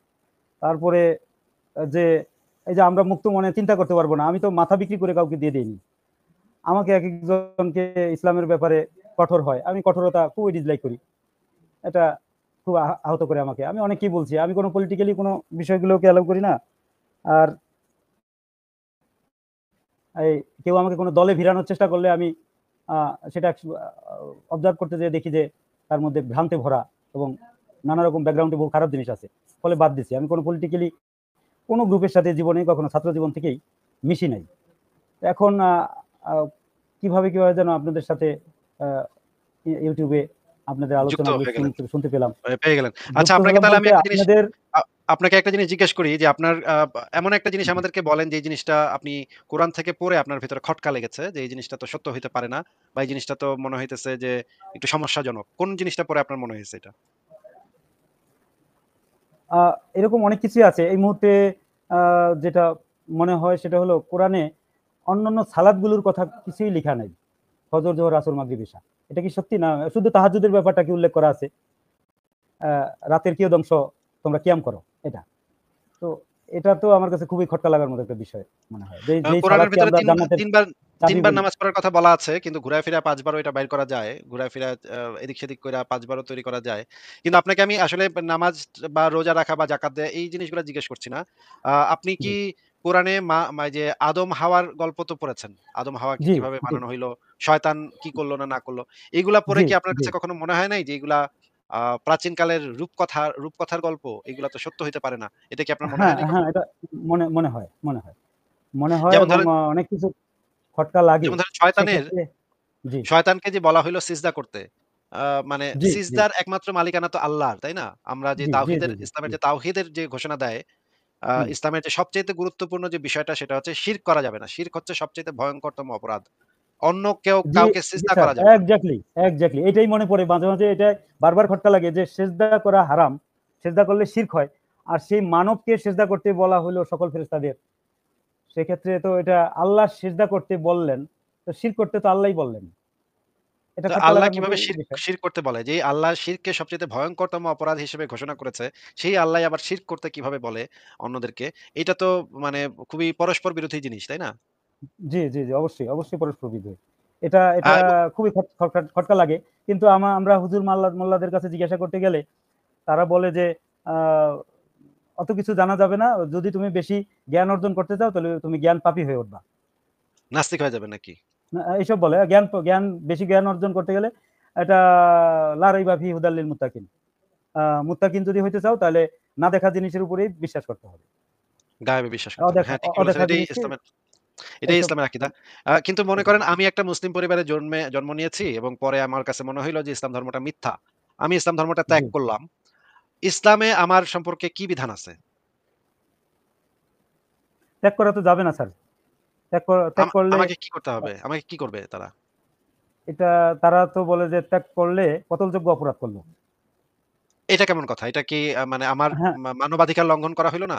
এটা তো মেনে নেওয়ার মতো বিষয় না। সবচেয়ে বড় কথা হলো উম আমাকে মানে আটকে রাখার জন্য এরকম একটা বাক্য ব্যবহার করা এবং এটা তারা এভিডেন্সও দেখায়। তো খুবই কষ্টদায়ক। এই জিনিসগুলো তো কোনো সভ্য সমাজে চলতে পারে না, তাই না? যে এই যে মানে এই ধর্ম ত্যাগ করলে মেরে ফেলবো, কল্লা উড়ায় দিব, জবাই করব। এগুলা তো সভ্য সমাজের আচরণ না, নাকি? এটা তো আমি তো একমত পোষণ করি। কিন্তু ছেড়ে আসা তো খুবই কঠিন। এটা ভয়াবহ ব্যাপার। সামাজিক ব্যাপারগুলো এখন তো আমাদের যা যা এবাদতগুলো সবই লোক দেখানো এবাদত করছি আমরা, আর যত ধর্মের অনুশাসনগুলো আছে সবই ধর্মন্ধতা, কিছুই বুঝি না অথচ পালন করতে বাধ্য হচ্ছি। হ্যাঁ, পালন না করলেও চলে না। দান সদকা থেকে শুরু করে জাকাত ফিতরা থেকে শুরু করে সকল অঙ্গনে এটা বাধ্য। মানে ইসলামের, আমার তো মনে হয় যে ইসলামের সৌন্দর্যগুলো মানুষই এগুলোকে সুন্দর করে ফুটায় তুলছে। কোরআন হাদিসের আলোচনায় আরো কঠিন মনে হচ্ছে, এতটা মানবতা নাই, কিন্তু মানুষ ইসলামকে প্রেজেন্ট করতে যেয়ে অনেক সুন্দরভাবে হয়তো প্রেজেন্ট করে, আর সৌন্দর্য জিনিসগুলোকে ফুটিয়ে তোলে আমাদের কাছে, ফলে আমরা মুগ্ধ হই, আমরা চোখের জল ফেলি। বউ বাচ্চাকে সেটা পালন করার জন্য তাগিদ দেই, তাগিদ দেওয়ার জন্য বউ বাচ্চাকে খারাপ ব্যবহারও করি, লঙ্ঘন করি তাদের অনেক অধিকারকে, সব ইসলামের নামে। আপনি যে লিখেছেন যে জন্মলগ্ন থেকে হতে ইসলাম বুঝিনি, কিন্তু না বুঝে একটা জিনিস বিশ্বাস করা, এই জিনিসটা আসলে কেমন? যে একটা জিনিস এটা বুঝলামই না কিন্তু আমার বিশ্বাস করতে হচ্ছে। এটা আসলে চোখে আঙ্গুল দিয়ে আপনারাই দেখালেন, আপনাদের কিছু আলোচনা আমি অবাক হয়ে গেলাম, যেটা ওই যে ইমরান ভাই, কি নাম যেন, ইমরান বিন বশির বশির ভাই, তার কিছু আলোচনা শুনে যে আস্তিক হতে আর মুমিন হতে কিছুই লাগে না, কোনো যোগ্যতাই লাগে না, আমরা এমনি এমনি মুমিন, এমনি এমনি মুসলিম। কেন মুসলিম এই কথার উত্তর দিতে পারবো না তো, আসলে কিছুই জানি না তো। কিন্তু আপনারা যা করছেন, শ্রদ্ধায় মাথা, মানে ভক্তি শ্রদ্ধা চলে আসে আপনাদের প্রতি, যে কত জ্ঞান গর্ভ আপনারা আলোচনা করেন এবং কত জ্ঞান রাখেন, কত পড়াশোনা করা আছে আপনাদের। তো প্রকৃতপক্ষে আল্লাহকে চেনা বা যদি মানে বিশ্বব্রহ্মাণ্ড চালানোর মতো কোনো বিশেষ পাওয়ার থাকে, তো আপনারা চিনেন তাকে, আপনারা সেটার এক্সপেরিমেন্ট আপনাদের কাছে আছে। আমরা তো মানে কিছুই জানি না, জিরো জিরো আমরা। এইরকম অজানা আর এরকম মূর্খদের, জাহেলদের আল্লাহ জান্নাত দিয়ে দেবে আর হুর দেবে, আর সেই জান্নাতের জন্য আমরা সারা জীবন ধরে আত্মত্যাগ, স্যাক্রিফাইস। এক ভাইয়ের আলোচনা শুনলাম আপনাদের কাছে, যে যদি শুধু এই ধর্ম সামনে এসে রিজিক দাতা না বলতো, তাহলে আমি রিজিকের মানে নিজে আমি পরিশ্রম করব, পড়াশোনা করব, আমি ভালো জব ক্যারি করার জন্য চেষ্টা করব, সেটা রহিত হয়ে যায়। আল্লাহ যা করে ভালোর জন্যই করে। আর যে কোনো অবস্থাতে বলি আল্লাহর প্রশংসা, আলহামদুলিল্লাহ। আর আর বলছি সবকিছুর জন্য সব আল্লাহ ভালো জানেন। আমার সব কাজ তো আমাকেই করতে হচ্ছে, এটা তো বিশাল কন্ট্রাডিকশন, যে অনেক দুর্বিষহ ঘটনা চোখের সামনে দিয়ে ঘটতে দেখছি, সেখানে আল্লাহর অস্তিত্ব, আল্লাহর উপস্থিতি, বিন্দু পরিমাণে যদি উপস্থিতি থাকতো, তাহলে সেখানে আমি নদীর দেশের মানুষ, তো একটা লঞ্চ ডুবি দেখলাম আমি, তো লঞ্চে অনেকগুলো লোক ছিল, শিশু, বৃদ্ধ, নারী, অনেক লোক, প্রায় 150 লোকের সলিল সমাধি ঘটে, একটা ছোট্ট একটা লঞ্চ ডুবে উল্টে যায়। আপনারা সবাই নিউজ জানেন, এটা আমাদের দেশেরই একটা লঞ্চ, শরীয়তপুর। তো এখানে অশরীয় কোনো এমন কোনো ক্ষমতা হাত, অশরীয় কোনো প্রভাব এর মধ্যে পড়লে এতগুলো লোক লঞ্চ উল্টে যে এই যে শ্বাসরুদ্ধ হয়ে মারা গেল, আগুনে পুড়ে মারা যায় অসংখ্য লোক, নারী ধর্ষিত হয়, শিশু মারা যায়, এই যে এখন এই যে ইয়েতে। বুঝতে পেরেছি। জহিরুল ইসলাম সাহেব, আপনাকে অনেক ধন্যবাদ। আমাদের সাথে ফারাজ ভাই চলে আসছেন। ফারাজ ভাইকে আমরা একটু ওয়েলকাম করি। ফারাজ ভাই, আপনি কি শুনতে পাচ্ছেন কথা? জি ভাই, শুনতে পাচ্ছি। আপনি কি শুনতে পাচ্ছেন? হ্যাঁ, ফারাজ ভাই শুনতে পাচ্ছি। আপনাকে ওয়েলকাম। আমাদের সাথে জহিরুল ইসলাম ভাই আছেন। আর আমরা তাহলে আজকে ইব্রাহিম ভাই, আপনি কি আর কিছু বলবেন নাকি আপনাকে আজকে বিদায় জানাতে পারি? ইব্রাহিম ভাই, আপনি কি আর কিছু বলবেন নাকি আপনাকে আজকে বিদায় জানাতে পারি? ইব্রাহিম ভাই, আনমিউট করে একটু কথা বলেন। ইব্রাহিম ভাই? না, ইব্রাহিম ভাই মিউট করে রাখছেন নিজেকে। ইব্রাহিম ভাই, আপনি কি আর কিছু বলবেন আজকে? না, ওনাকে তাহলে আমরা বিদায় জানাই। ইব্রাহিম ভাই, আপনাকে তাহলে বিদায় জানাচ্ছি। ফারাজ ভাই, আমাদের